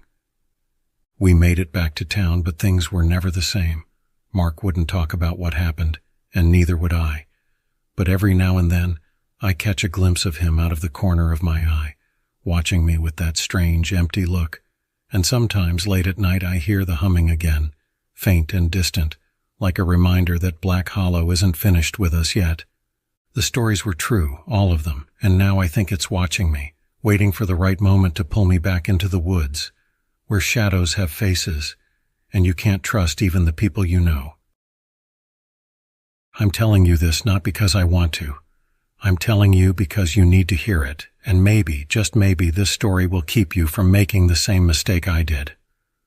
I'm a park ranger, been one for almost 12 years now, working at a remote forest reserve that's miles away from the nearest town. It's the kind of place where your only companions are the trees, the animals, and the occasional lost hiker. I've always liked the isolation, gave me peace, gave me time to think, but that was before last summer, before the night that changed everything. I was on a routine patrol, one of those night shifts that usually just involves scaring off the odd bear or picking up after careless campers. I remember the night was unnaturally quiet, like the forest was holding its breath. It was almost suffocating, and then, just past midnight, the radio crackled. Base to Ranger, we've got reports of strange noises near Ridge Trail. Might be an animal in distress. Can you check it out? I sighed. Ridge Trail was miles from where I was, but it was my job. I drove as far as the dirt path would allow, then grabbed my flashlight and started hiking up the trail. I'd been there 100 times, but that night every step felt wrong, like I was trespassing on something I shouldn't be.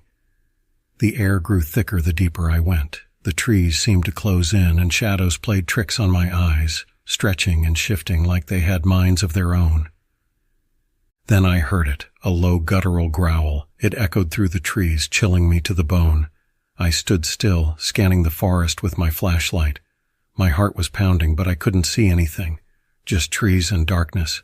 I told myself it was probably a coyote or maybe a bear, but something about the growl. It was wrong. It didn't sound like any animal I'd ever heard. It sounded almost human. I continued down the trail, every nerve on edge. That's when I saw it. Just a glimpse at first, something moving between the trees. It was tall, taller than any human, and its limbs were elongated, almost spider-like. It moved with an unnatural fluidity, gliding between the trees as if it was part of them. My flashlight caught its eyes, red, glowing eyes that stared back at me with an intelligence that felt ancient and malevolent. I should have run. Every instinct screamed at me to get the hell out of there, but I was frozen. Then, it started moving toward me, faster now, its movements jerky and disjointed. I stumbled back, tripping over roots and underbrush, barely managing to keep my balance as I turned and bolted down the trail. The thing chased after me, its footsteps unnaturally quiet, as if it was hovering just above the ground. I could hear it breathing, a raspy, wet sound that echoed in the silence of the forest. I ran until my lungs burned and my legs felt like they would give out. Just as I thought it was gaining on me, I saw the lights of my truck. I threw myself into the driver's seat, locked the doors, and fumbled with the keys. My hands were shaking so badly that I nearly dropped them.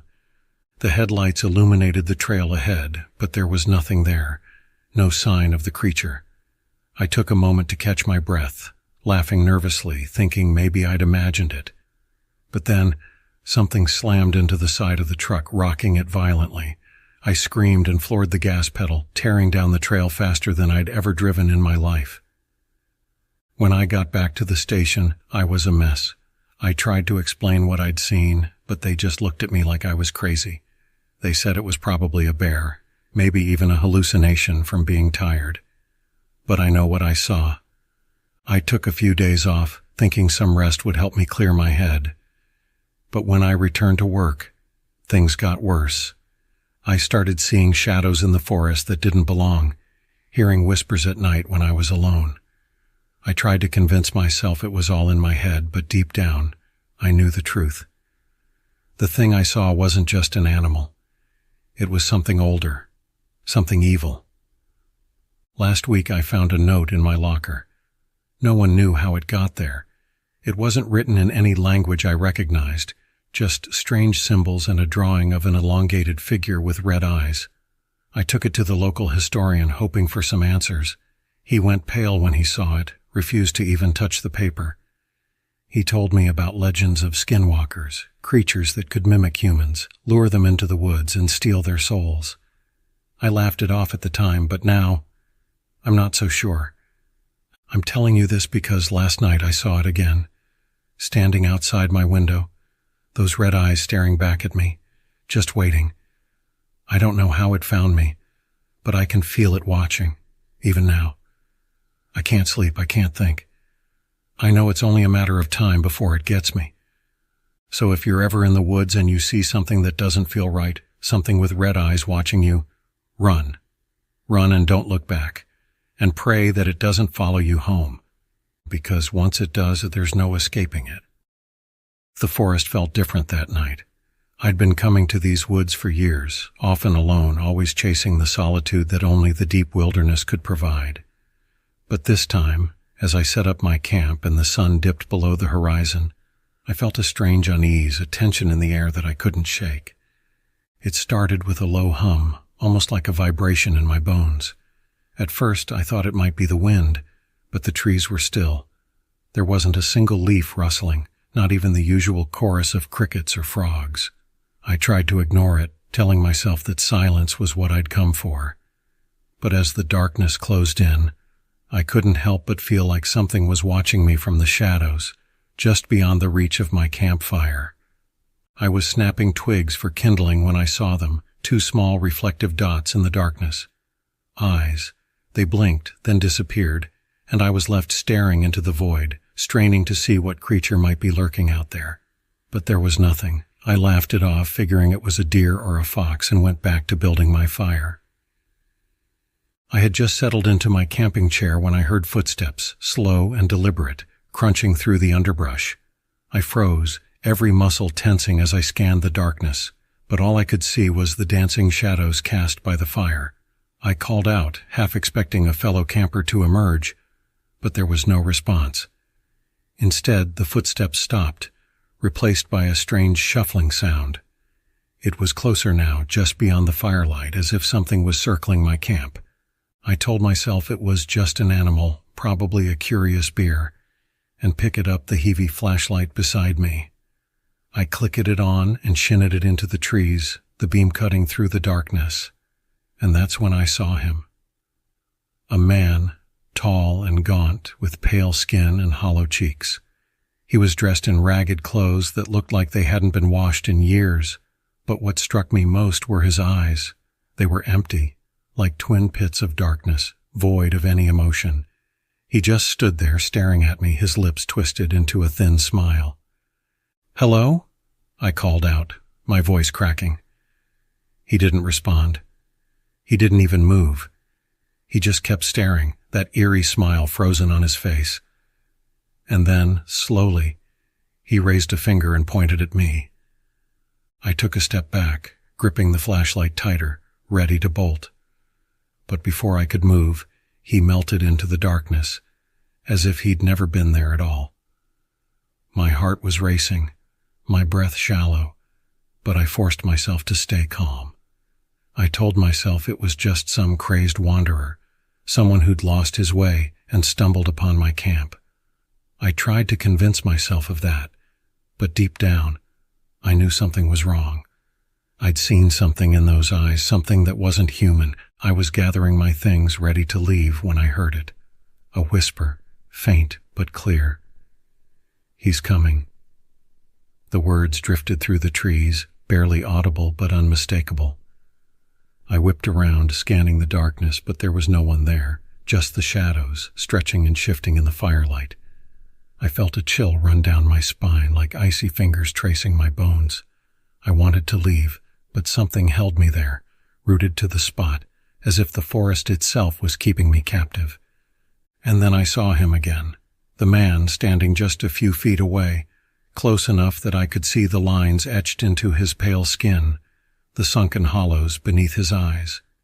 He wasn't alone this time. Beside him stood a woman, equally gaunt and hollow-eyed, her face twisted into that same eerie smile. She reached out a hand, beckoning me, her fingers impossibly long and thin. I stumbled back, my flashlight flickering as I aimed it at them, but they didn't flinch. They just stood there, watching me with those empty eyes. I turned and ran, crashing through the trees, not caring about the branches that scratched at my face or the roots that threatened to trip me. I could hear them behind me, their footsteps soft but steady, like they were in no hurry to catch me. I didn't dare look back. Somehow I found my way to the trail, my legs burning as I sprinted down the path toward my truck. The whole time, I could feel their presence, like a cold breath on the back of my neck. Their whispers drifting through the trees, too quiet to make out, but loud enough to fill me with a terror I couldn't shake. I reached the truck, fumbling with the keys, my hands shaking so badly I could barely get the door open. I threw myself inside and locked the doors, breathing hard, trying to convince myself I was safe. But as I started the engine, headlights flicked on behind me, illuminating the trees. I glanced in the rearview mirror, and there they were, standing at the edge of the forest, their eyes glowing in the darkness, their smiles wide and unnatural. I didn't wait. I floored it, speeding down the dirt road, my heart pounding as the shadows twisted and warped around me. I didn't stop until I was miles away, back on the main road, the forest far behind me. But even now I can still feel their eyes on me, still hear those whispers, faint but insistent, drifting through the darkness. And every now and then when I'm alone at night, I catch a glimpse of them in the shadows, just waiting, their hollow eyes watching me, their smiles stretching wider and wider, as if they know that one day I'll have to return to the woods.